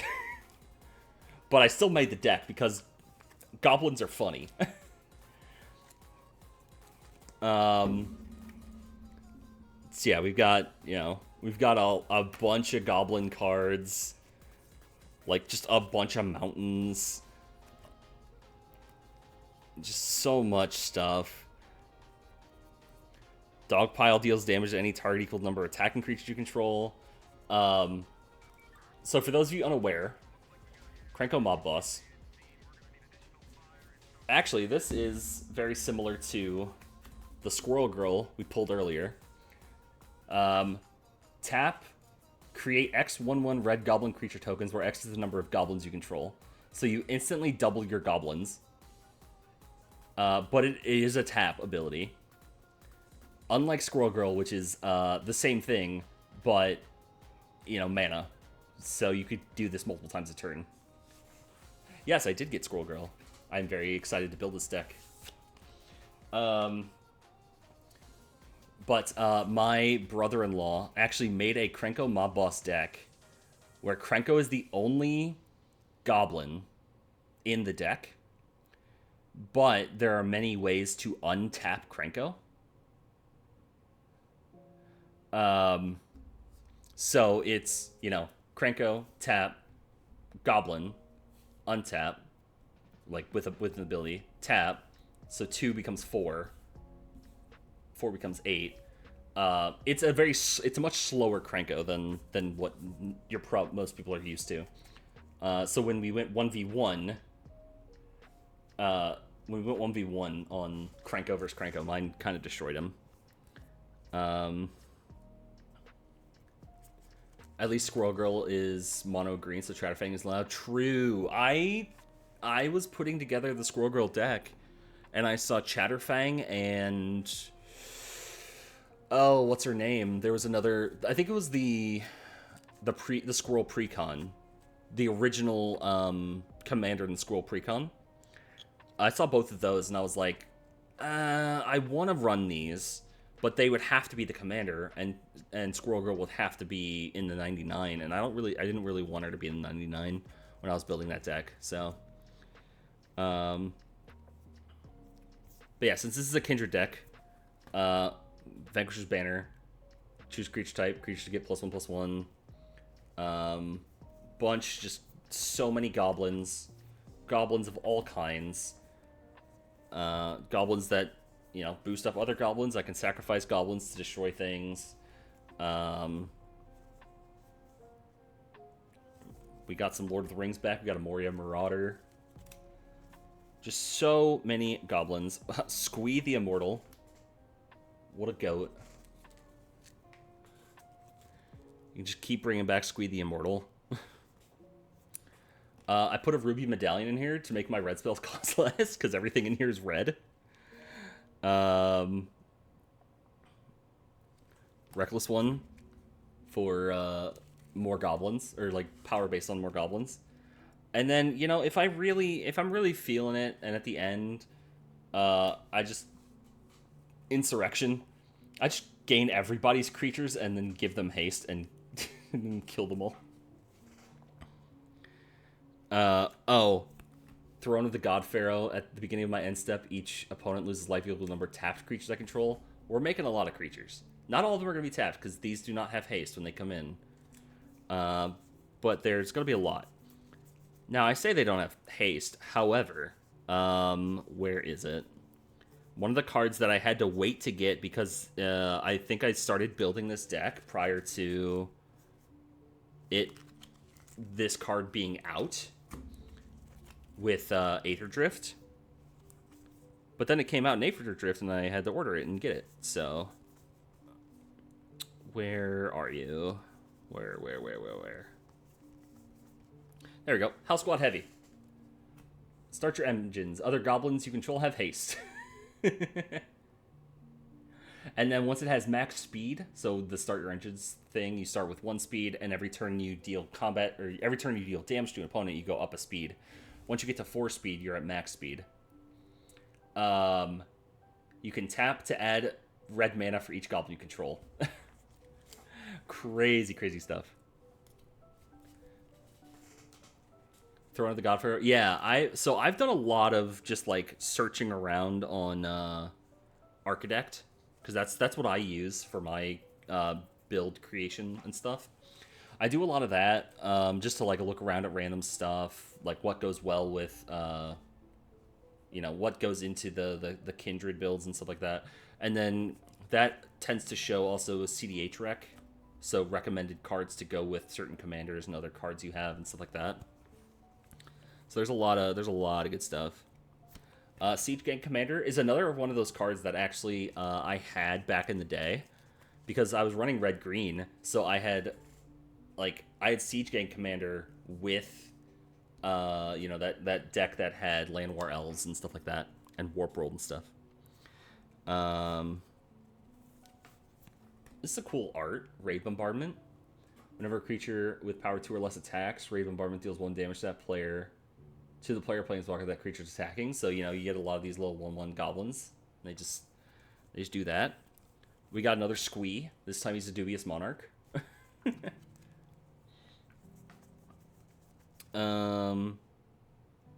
Oh, right. This is a killer at the end.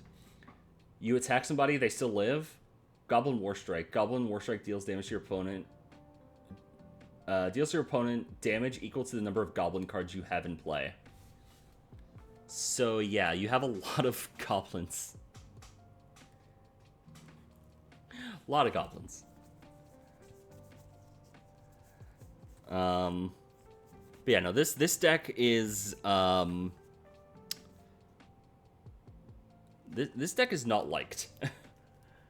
Goblin Bombardment, get rid of those tokens to deal damage, and it's not liked, rightfully so. I understand, I fully understand that this deck is not is not at the level.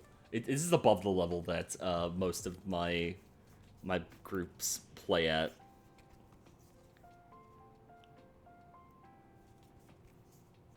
Because it's very, very aggressive, very crazy. Even look at this. Mog Savage. If an opponent controls an island and I control a mountain, I am basically guaranteed to control a mountain. I can pay this without paying its mana cost, destroy target artifact. It's you want to play blue? Okay. There's so much. This is a deck that just doesn't get played for honestly good reason. And it has Grookey. We have Grookey as the commander. As the commander sleeve, and then for all the rest we have the Sunflora Van Gogh art. This is how we got the Van Gogh cards. The Van Gogh the Van Gogh Pokemon cards. I think we bought these. We actually bought these sleeves, or a bunch of these sleeves, because I think the where did I put?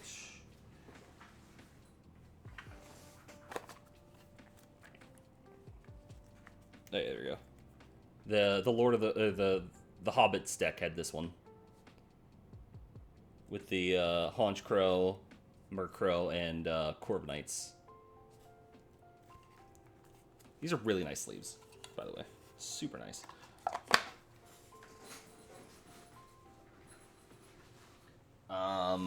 Okay. What do we want to... We have 2 more decks to talk about, because I want to just show them off. Do we want to go... Psycho. You're talking about Hawkball? We know a lot about Hawkball here. We know a lot about Hawkball in this house. Hawkball is Hedgie's favorite deck, the Hawkball Precon.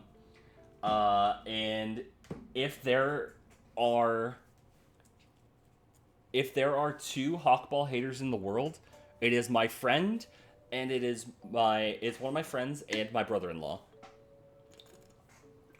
If there are less than 2 Hawkball haters in the world, they're gone. Those 2 have disappeared from this plane of existence. But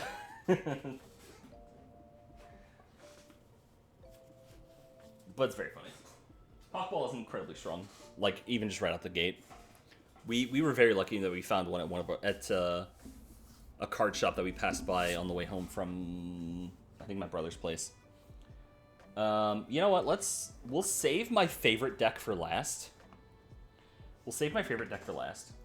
But we'll talk about the other annoying deck that I have. Nathan Drake. because the Nathan Drake precon, or not Nathan Drake precon, the Nathan Drake Secret Lair came out, and I saw that this was very strong, and I wanted to just build a deck to be annoying. As a funny note, well, first off, Ultimate Crossma as that sleeve, and then the sleeves are here are Tandem Mouse stealing diamonds, which is very appropriate for this deck. So Nathan Drake as a deck. So Nathan Drake has First Strike. I may spend mana as though it were mana of any color to cast spells I don't own, or to activate abilities of permanents I control but don't own. Whenever Nathan Drake attacks, exile the top card of each player's library. I may cast a spell among those cards.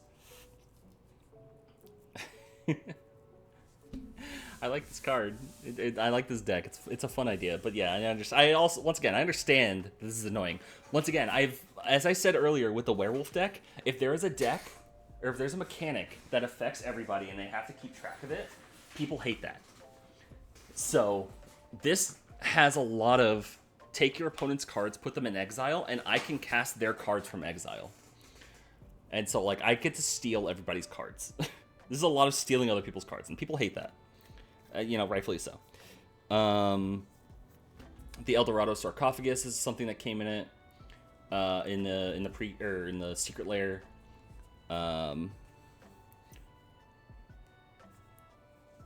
Let's see. Let's go through. Yeah, I steal your deck. For a while, I actually had one of my brother-in-law's cards in this deck because I accidentally forgot to give it back to him. But, like, he didn't really care because it was just, like, a random... I think it was Zell. Let's see. Artifact. Land. Cutting Rhetoric. Whenever an opponent attacks me or one of my planeswalkers, exile top card of that player's library. I may play that card as long as it remains exiled, and mana of any type can be used. So, you want to attack me? Cool. You want to attack me? Cool, I'll take your card. Untimely Malfunction, destroy stuff. These are lands. Talisman, land. Wild Magic Sorcerer. First spell I cast from exile has Cascade. Each turn it has Cascade. So when I cast your spell from exile, I can Cascade my own deck to get more stuff.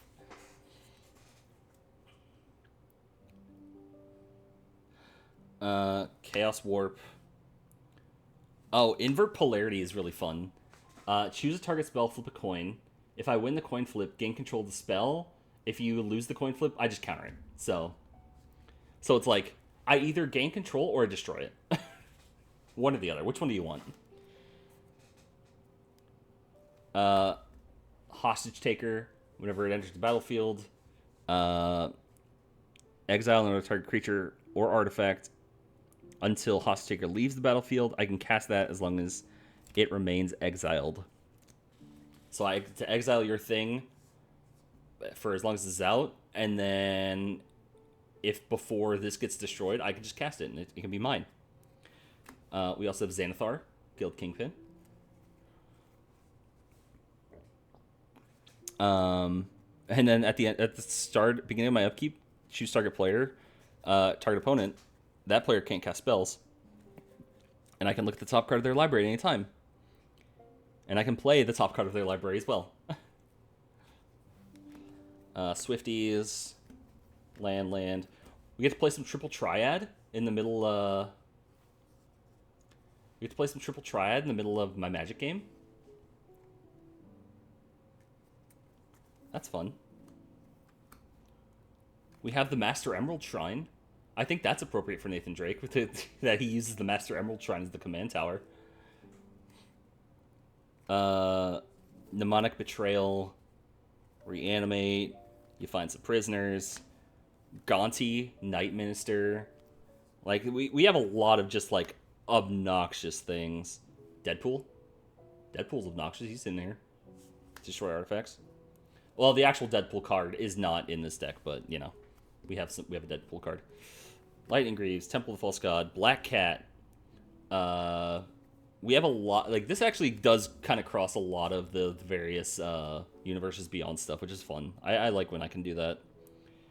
Laughing Jasper Flint, Land, Talisman, Swan Song, Predator's Hour, Ensnared by the Mara, Hurled Through Hell, Tiny Bones.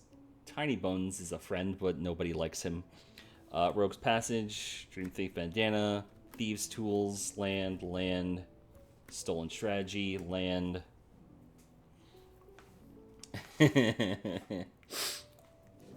Oh, this was a card that I took a while to find because it's normally very expensive. Rev Tithe Extractor.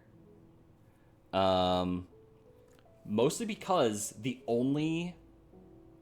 is the only version of this card, and because it has anime art, people pay a lot of money for it. I found this quote unquote heavily damaged, heavily played, but it's fine, and I got it for cheap by comparison. Fuck Jasper Flint. Let's go find him. There he is.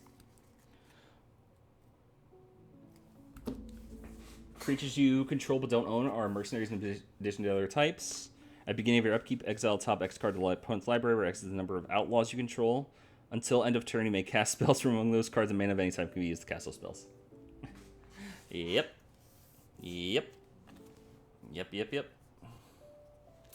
I understand. Lands. Court of Lochthwain. Agent of Treachery. Land. Bajuka Bog. Bajuka Bog is fun, because I can just take away your graveyard if you don't let me cast from it. Arcane Signet. Land. Shadow of the Goblin. Got some Spider-Man cards in here as well. That's just this whole deck. You did a thing, Dan takes your stuff. It's true. Rogue class. An offer you can't refuse. That's kind of the whole deal.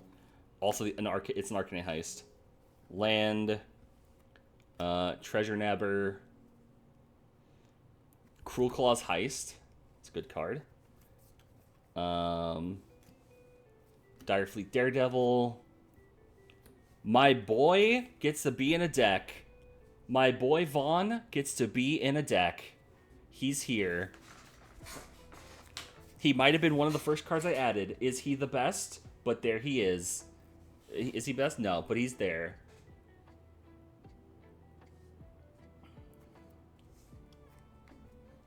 My boy Vaughn gets to be in a deck. Makes me very happy. Blasphemous Act, Negate. Prosper Tomebound. Don Andreas the Renegade.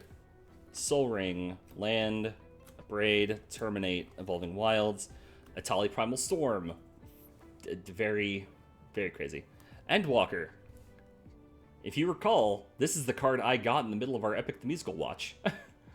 Because I checked the mail in the middle of that, and this card came in. Fuck Atali. Kefka. Kefka Dancing Mad. Propaganda. Now, just think about this for the whole deck, right? This whole deck has stuff of me stealing your cards. And then I fuck around and put a Propaganda on the field. I'm a piece of shit sometimes. I fucking love Propaganda as a spell, but this is so stupid. Oh my god. Lock Treasure Hunter. Some lands. Oh, wait, no. Here's the icing on the cake. Here's the icing on the cake for this entire deck. You get... you know, for the icing on the cake of this deck, I steal your stuff. And you find a way to, you know, get your stuff back. You either destroy my things, do whatever. But I just don't want you to do that. So get counterspelled. Get SpongeBob counterspelled. This deck is stupid. And I love it. SpongeBob. SpongeBob counterspell. which is like just the most offensive counterspell I can cast. Passionate Archaeologist also came from the Nathan Drake thing. Tiny Bones Pickpocket. We have another Tiny Bones. Grima, Saruman's Footman, and Memory Plunder. This deck is not as strong as, like, Krenko, but it gets people just as mad. For good reason. Have I considered that I am in fact the worst? Sometimes. Sometimes. This is what happens. This is what happens when I get too bored at work and they give me nothing to do. So I make the most degenerate decks I can. I just make so much nonsense.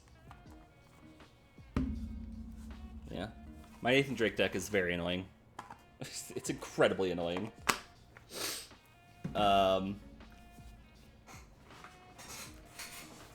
And you know what? I'm only mostly sorry. Alright. My final deck that I have, that I want to show off, is probably my favorite deck. And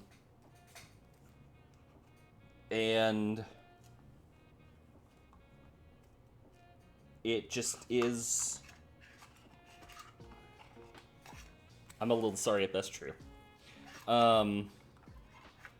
It's my favorite deck, and it is either really strong or it's really weak depending on the day.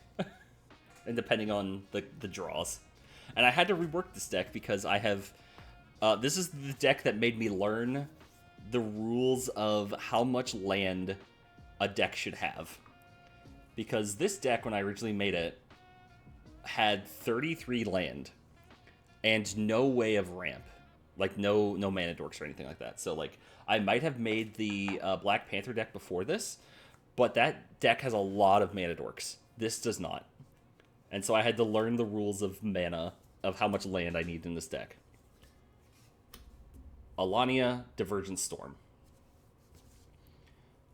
Alania Divergent Storm is an Otter Wizard. Whenever I cast a spell, if it is the first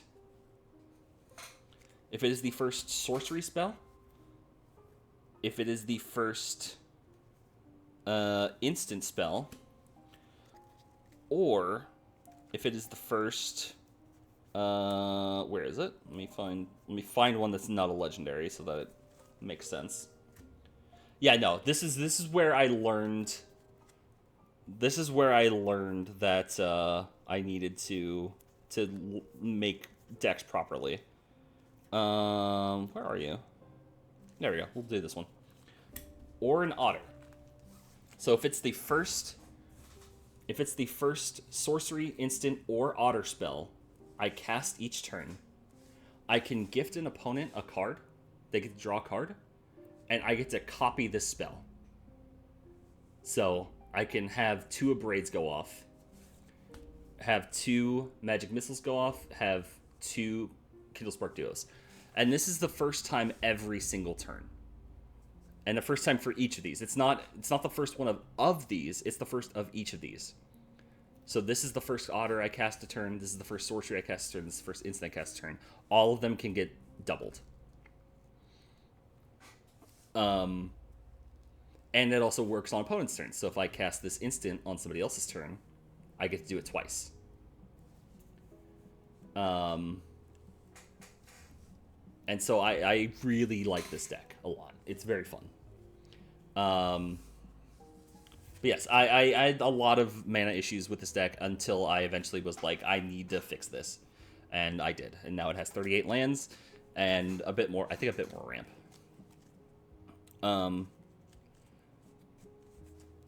Yeah, so this is an otter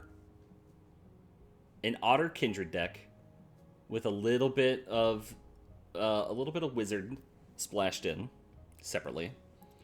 But either way, it still fits into this. So we got the Kindle Spark Duo, tap to deal 1 damage. Whenever I cast a non-creature spell, I get to untap it. So I can tap it, cast anything, it untaps, I can tap it again, do damage. Show the honorary otter in the deck? Okay, I will. I'll skip straight to that. There's technically a couple. Well, I'll show the non-otters just to get those out of the way. And then we will show the honorary otter. And then we'll get there. And then we'll do the rest of the deck. Let me double check that's all of them. Because I only have a couple.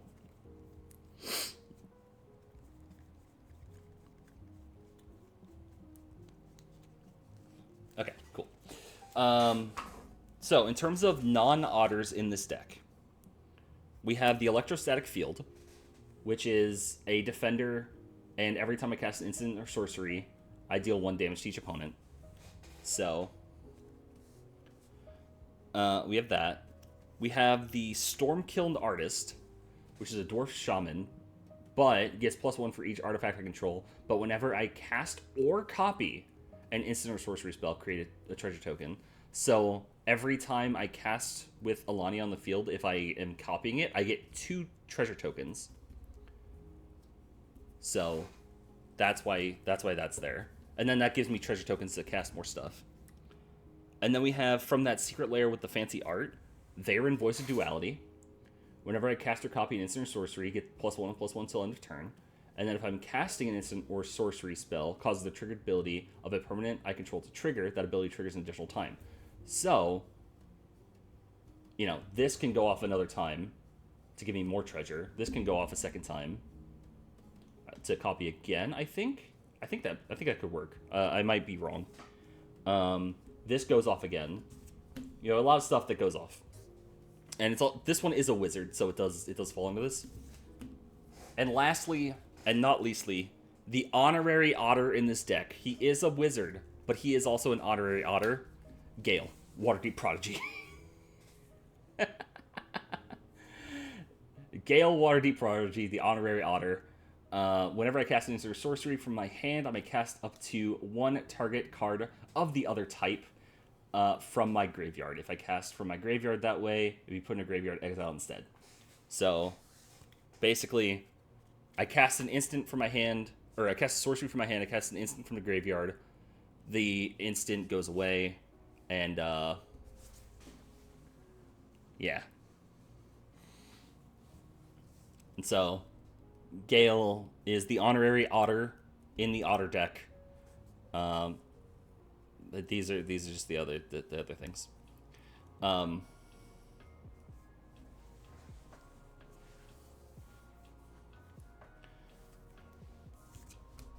Now, in terms of the actual otters I have in the deck,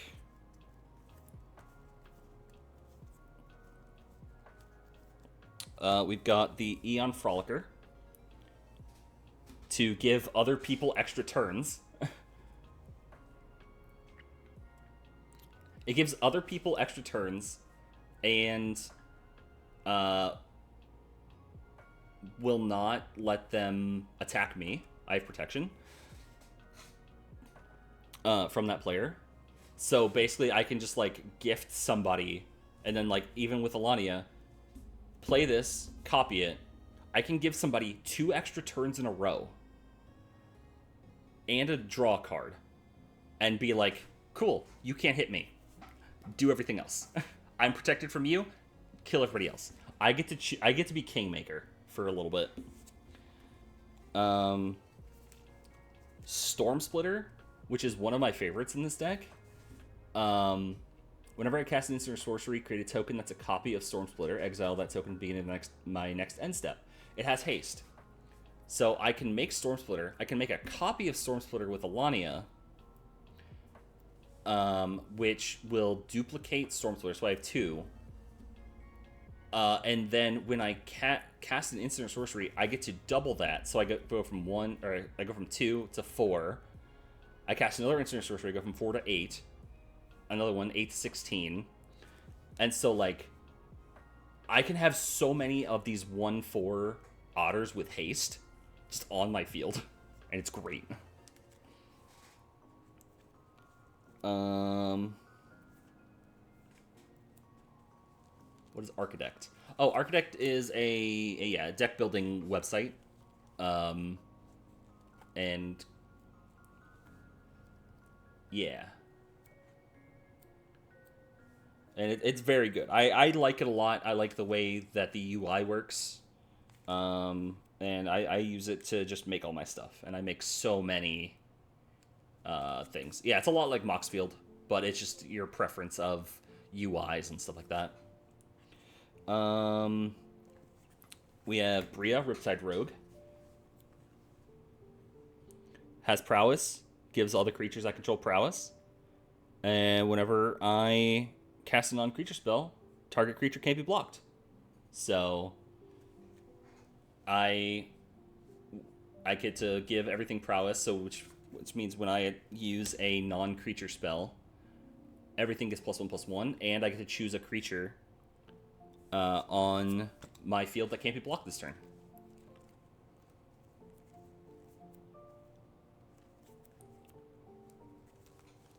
Coruscation Mage naturally has Offspring, so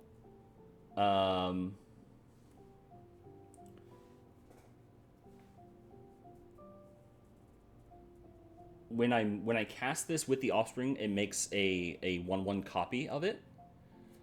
When I use Alania to copy the spell, it copies it based on my initial casting cost. So I cast it with the Offspring. And you're going to go Far Kid with the Offspring.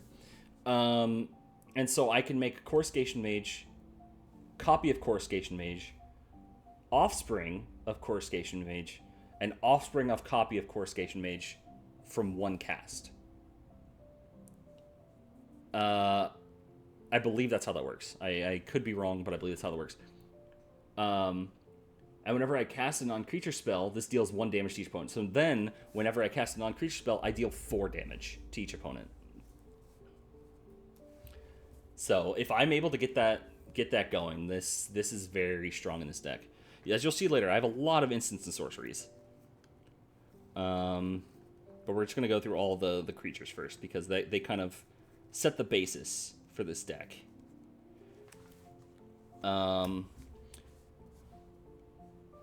Kirsa Autoball Elite, Vigilance Prowess, draw a card, discard a card, copy target instant sorcery. I control activate if only power 3 or greater, so I have to use two I'd have to use 2 instances of prowess beforehand, so like the third thing I cast, I can copy. And that means that I can copy that separately from this. So it doesn't have to be obviously the first thing I cast each turn.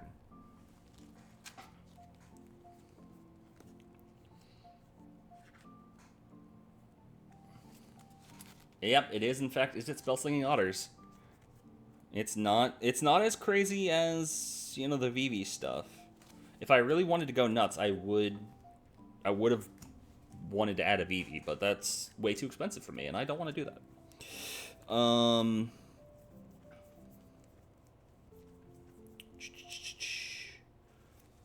Valley Flood Caller, Flash, and I can cast non-creature spells as though they had Flash.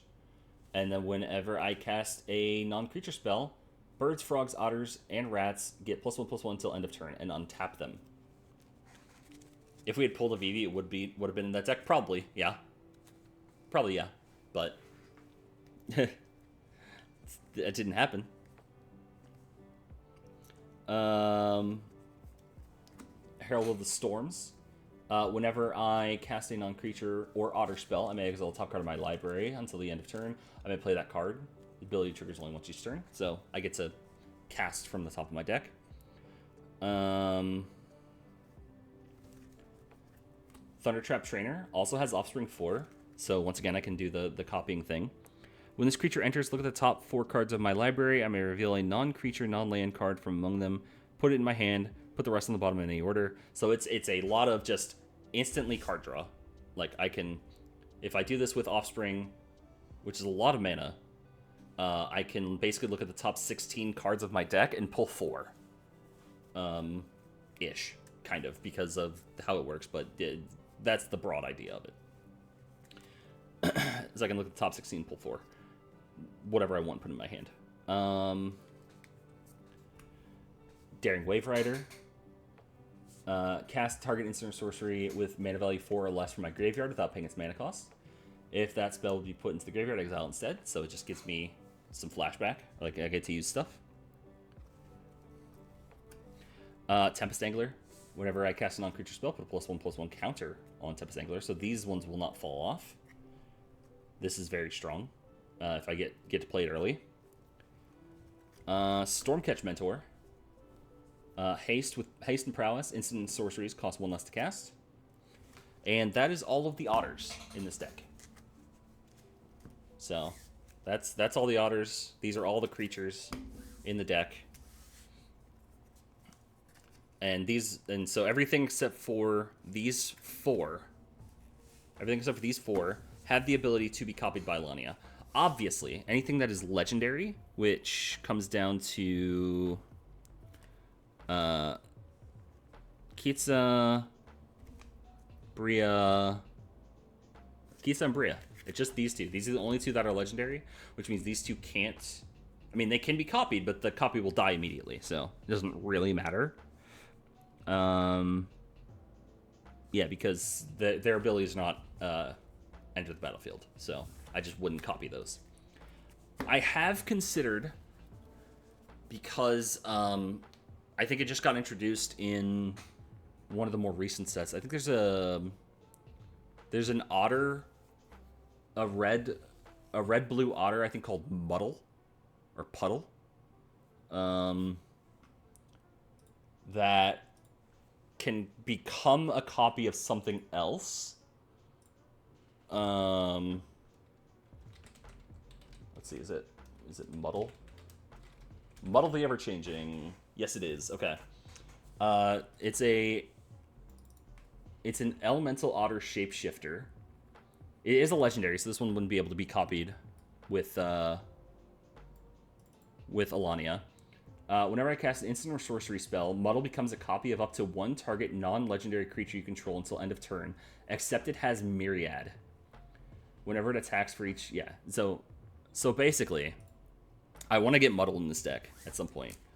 So that way, anything that's non-legendary, all of these, it can become a copy of all of these and have Myriad. So imagine... Imagine, let's go with the craziest situation. Eon Frolicker enters the battlefield. Oh, wait, no, if I cast it. Never mind. So not that one. Don't worry about that one.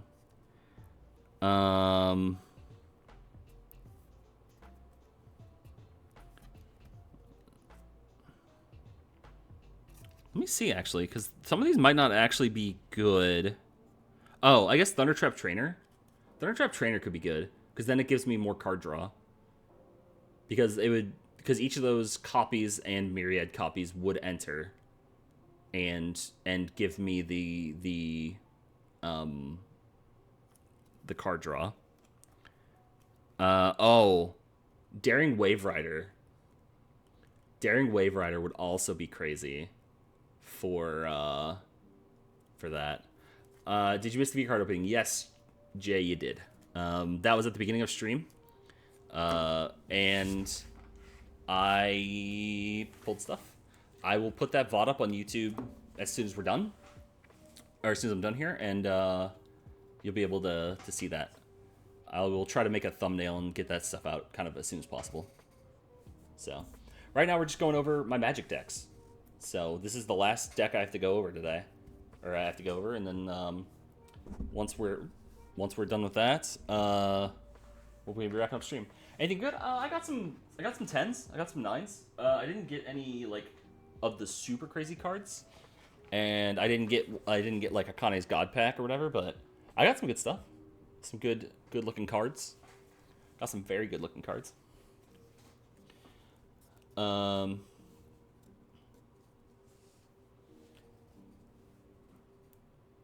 Yeah. So obviously this deck revolves around a lot around instants and sorceries. Um, so we've got, Shatter, and like anything I have, are things that I would also really want to be copying with Alania. So solve the equation. This is just an instant search, frantic search, draw cards. We have lands. We have some of the special lands that have to do with otters and stuff. So I can surveil if I have an otter.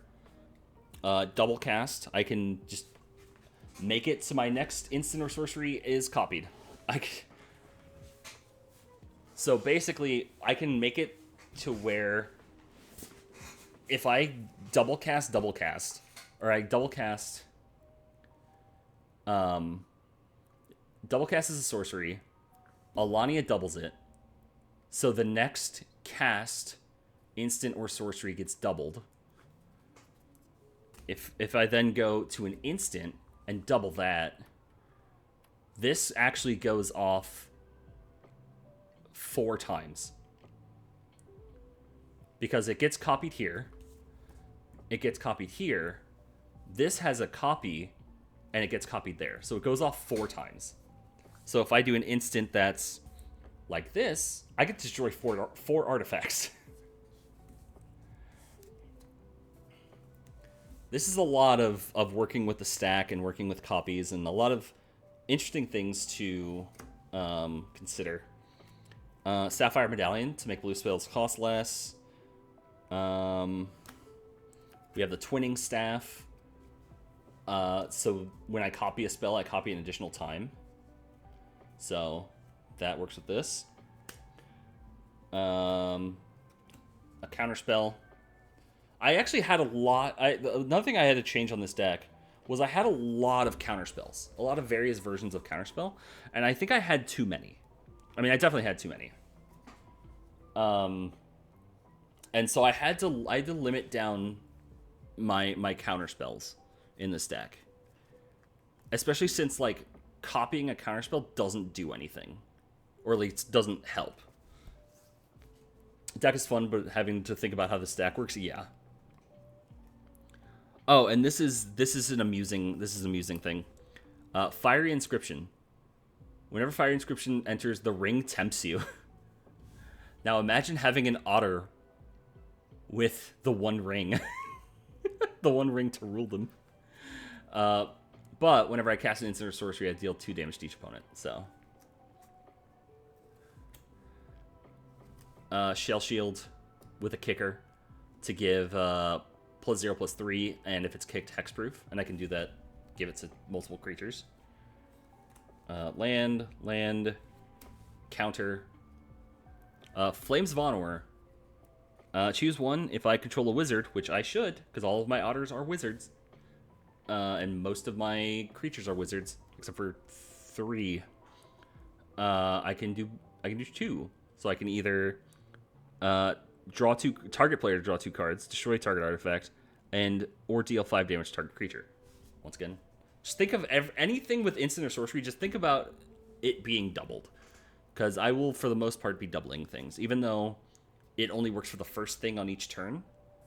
I try to make it to where the first one I do on each turn is doubled and impactful in that way.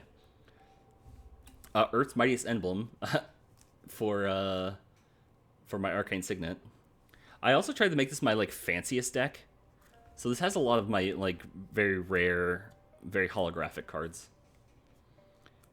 Radiating Lightning, I like copying this one. Deals 3 damage to target player and 1 damage to each creature that player controls. So I can deal 6 damage to a person and 2 damage to each of their creatures. So it does a lot to destroy token decks. Mana Geyser.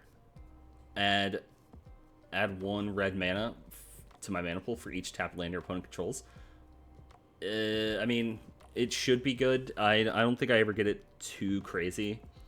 But if it works well, it goes very well into Elemental Eruption. Create a 4/4 red dragon elemental creature with flying and prowess with storm. So Storm, every time you cast a spell, and it has to be specifically cast. So copying doesn't matter, but casting does. Whenever a spell is cast, I can copy this for each spell that's been cast this turn. And if you look at the wording on Storm, and this is very important because of, I think one of my creatures made it to where I could cast spells as though I had Flash. As though they had Flash? Where'd it go? There you go. I can cast non-creature spells as though they had Flash. So with this, with Elemental Eruption and Storm, I can cast this if I have that ability for Flash. I could cast this on an opponent's turn, and if they've just gone through an entire sequence of like making creatures and playing this, that, and the other, whatever, I could cast this on their turn, and Storm still counts their stuff. For every spell they've cast, I still get a Storm counter. And like if people were playing stuff and it's like, you know, somebody's playing cards, somebody's countering cards, and they're kind of going in a big thing about it, that's a lot of Storm counters. So that's a lot of 4/4 elemental dragons with flying and prowess. And remember, prowess gets +1/+1s whenever I cast non-creature spells, at least for till the end of turn. So that's a lot of very powerful dragons that can appear. Amphibian Downpour is a Flash enchantment. Once again, with Storm, but this one comes with Flash, which is how I've learned this interaction. I can copy this for each time. I can't copy it with Alani, but I can copy it with itself because of Storm. And I can turn a bunch of very important creatures into 1/1 powerless frogs, which is very good when your opponent puts out a lot of good stuff and their commander, because you're not killing their commander, you are transforming you're enchanting their commander, so they can't recast it. They just have a 1/1 in place of their commander. And since I don't do a lot of attacking, they can't block. They're not going to block me with their commander to kill it to be able to recast it. So this is a very good disruption spell. Very, very good. Wizard Lightning costs 2 less if I control a wizard. I should. 3 damage to any target. So it's basically another personal lightning bolt. Ponder, just to get some card draw. Bolt Wave, 3 damage to each opponent. Fathom Troll, reveal cards from the top of my library until available non-land card. Put the non-land card into my hand, the rest of them on the bottom of my library in any order. Once again, it's, you know, getting some card draw in a way. Dire Downdraft, costs less if it's targeting an attacking creature. Target creature's owner put it on the top or bottom of their library. So the way this works is I can cast this spell for its lesser cost if it's targeting an attacking creature. But if I copy it, it still goes off. The copy is obviously not needing to be paid for, but then I can choose a creature that's not attacking as well. So I can target the attacking creature, put it back. I can target another creature and put that back as well. And I get both of those for the reduced cost because the original target of the cast is an attacking creature or tapped creature.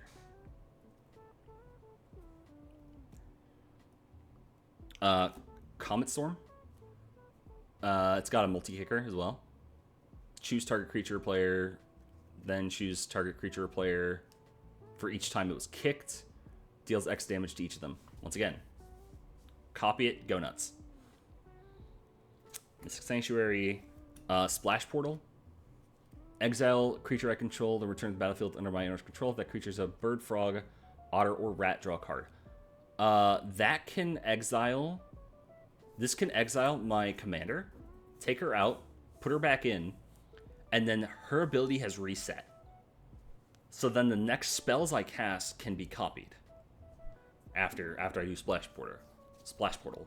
So like I could do a sorcery, then Splash Portal, or a sorcery, copy it, Splash Portal, out, in, another sorcery, copy it. if I have the mana for it, obviously. Arcane Melee, instant sorceries cost 2 less to cast. Sorcerer class. The most recent time I played this was actually the most effective I've been able to use sorcery class, I think. Because it means that my creatures can be used for, like, creatures that I otherwise wouldn't be attacking with. I can use them for mana.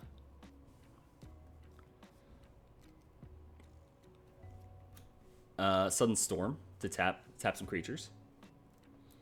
Land. Case of the Ransack Lab. Instant sorceries cost 1 less to cast. I almost never get this solved. So, like, this is kind of whatever. This kind of is important, but it's kind of whatever. I only just use it for this, to get 1 less to cast. If I can get it solved, that's cool, but whatever. Is it Signet?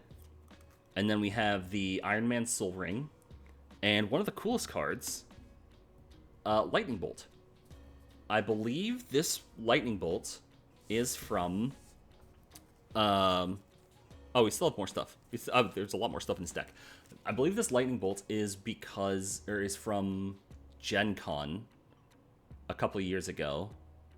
Hedgie and I didn't go, but our friend did.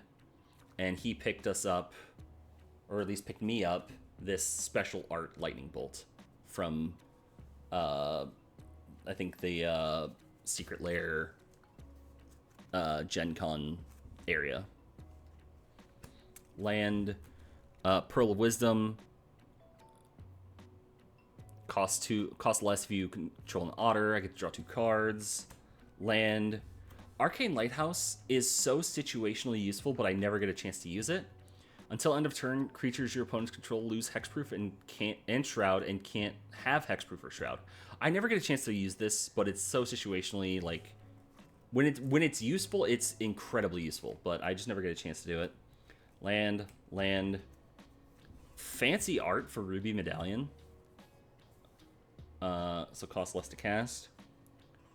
You come to a river. Return target to an owner's hand, or get a +1/+0 and can't be blocked. Land. Lightning Greaves. Shimmer of Possibility. Look at the top 4 cards, put one of them in a hand, the rest in the bottom of the library in any order. Land.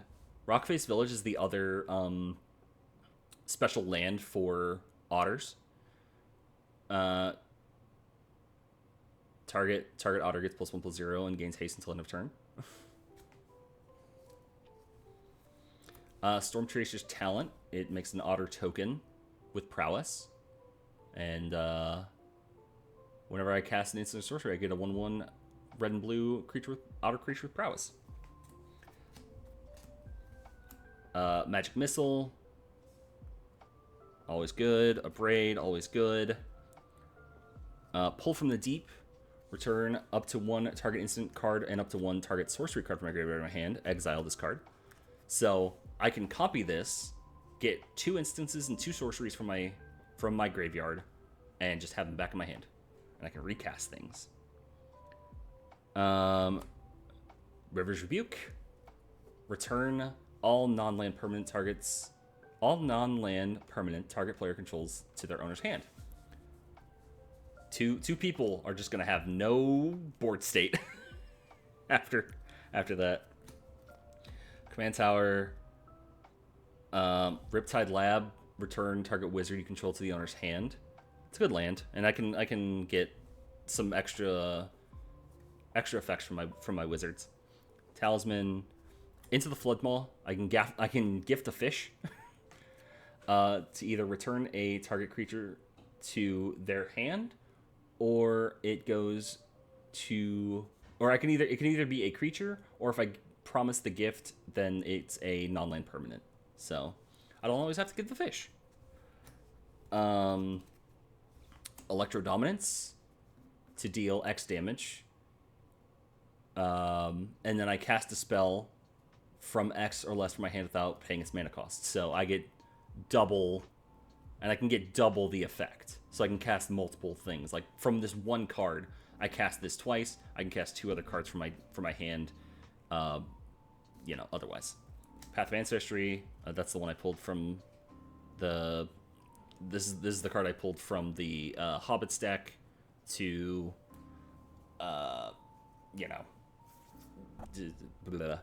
to put in here, because obviously everything in here is kindred in some way or another. Wizard Retort, another counterspell, costs less if I have a wizard. Mountain, and the card I like to use as a finisher, if I can get it to work.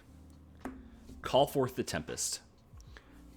Cascade, and then Call Forth Tempest deals damage to each creature your opponents control equal to the total mana of other spells you've cast this turn. So, with Cascade, you pull from the top of your deck until you get something less than this. So I keep pulling until I find something less than 8. Which, I think everything in this deck is less than 8. In mana cost. And then I play it. And then I do it again, but it has to be less than the thing I pulled that's less than 8. And then Call Forth the Tempest will deal damage based on everything I've pulled and everything else I've cast this turn so far. So if I've cast stuff from other sources, this can do a lot of damage and just destroy people's fields. And depending on what cards get pulled out from cascading, just make the field very favorable to me. But yeah, that is my favorite deck that I have. This is Alania, Divergent Storm. I like to give all of my decks fun names, if I can. And this is my favorite name I've given to a deck. So this is Alania, Divergent Storm. The deck name is called Alanius Morissette. You Otter No.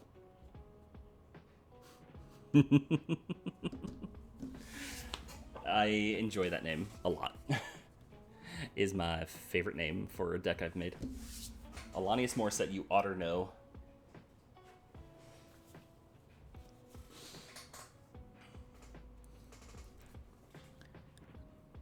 And that's it. I mean, I could show some of my Secret Lair cards, but I don't need to. They're Secret Lairs. If you want to look up what all the Secret Lair cards are, you can find those. I have a lot of them recently, which I've stopped buying them just because they are expensive, and they also have been doing a thing where they've pre-printed all the cards, and so when they go to sell them, there's a very limited stock, and people are able to just get them, and they get sold out within seconds of the things going live. So a lot of the things I've gotten so far, I've been very lucky to get them, and then I haven't been able to get others. So I've basically stopped buying Secret Lairs, depending on if certain things show up. Maybe I could be convinced for certain ones now and then, but it's probably not going to happen. But yeah. So next decks I wanna work on. I mean, I want to get Squirrel Girl. I want to make this. We can go nuts, go crazy, go nuts. Give some heroic intervention in that. And then I want to update my Black Panther deck, or I guess remake the Black Panther deck with hero cards.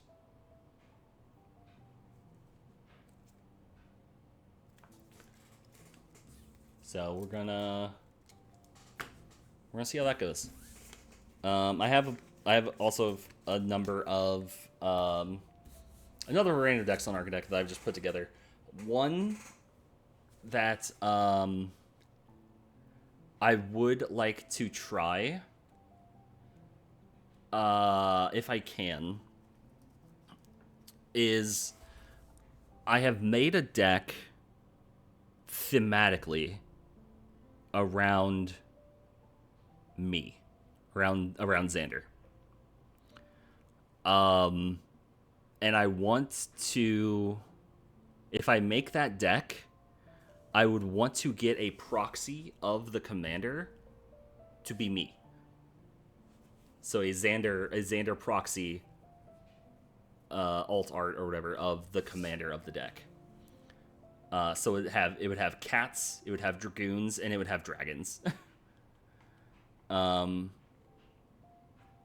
we'll see. We'll see if I do anything with that. I probably won't, but I at least have the deck list on there, and it's really funny. But yeah.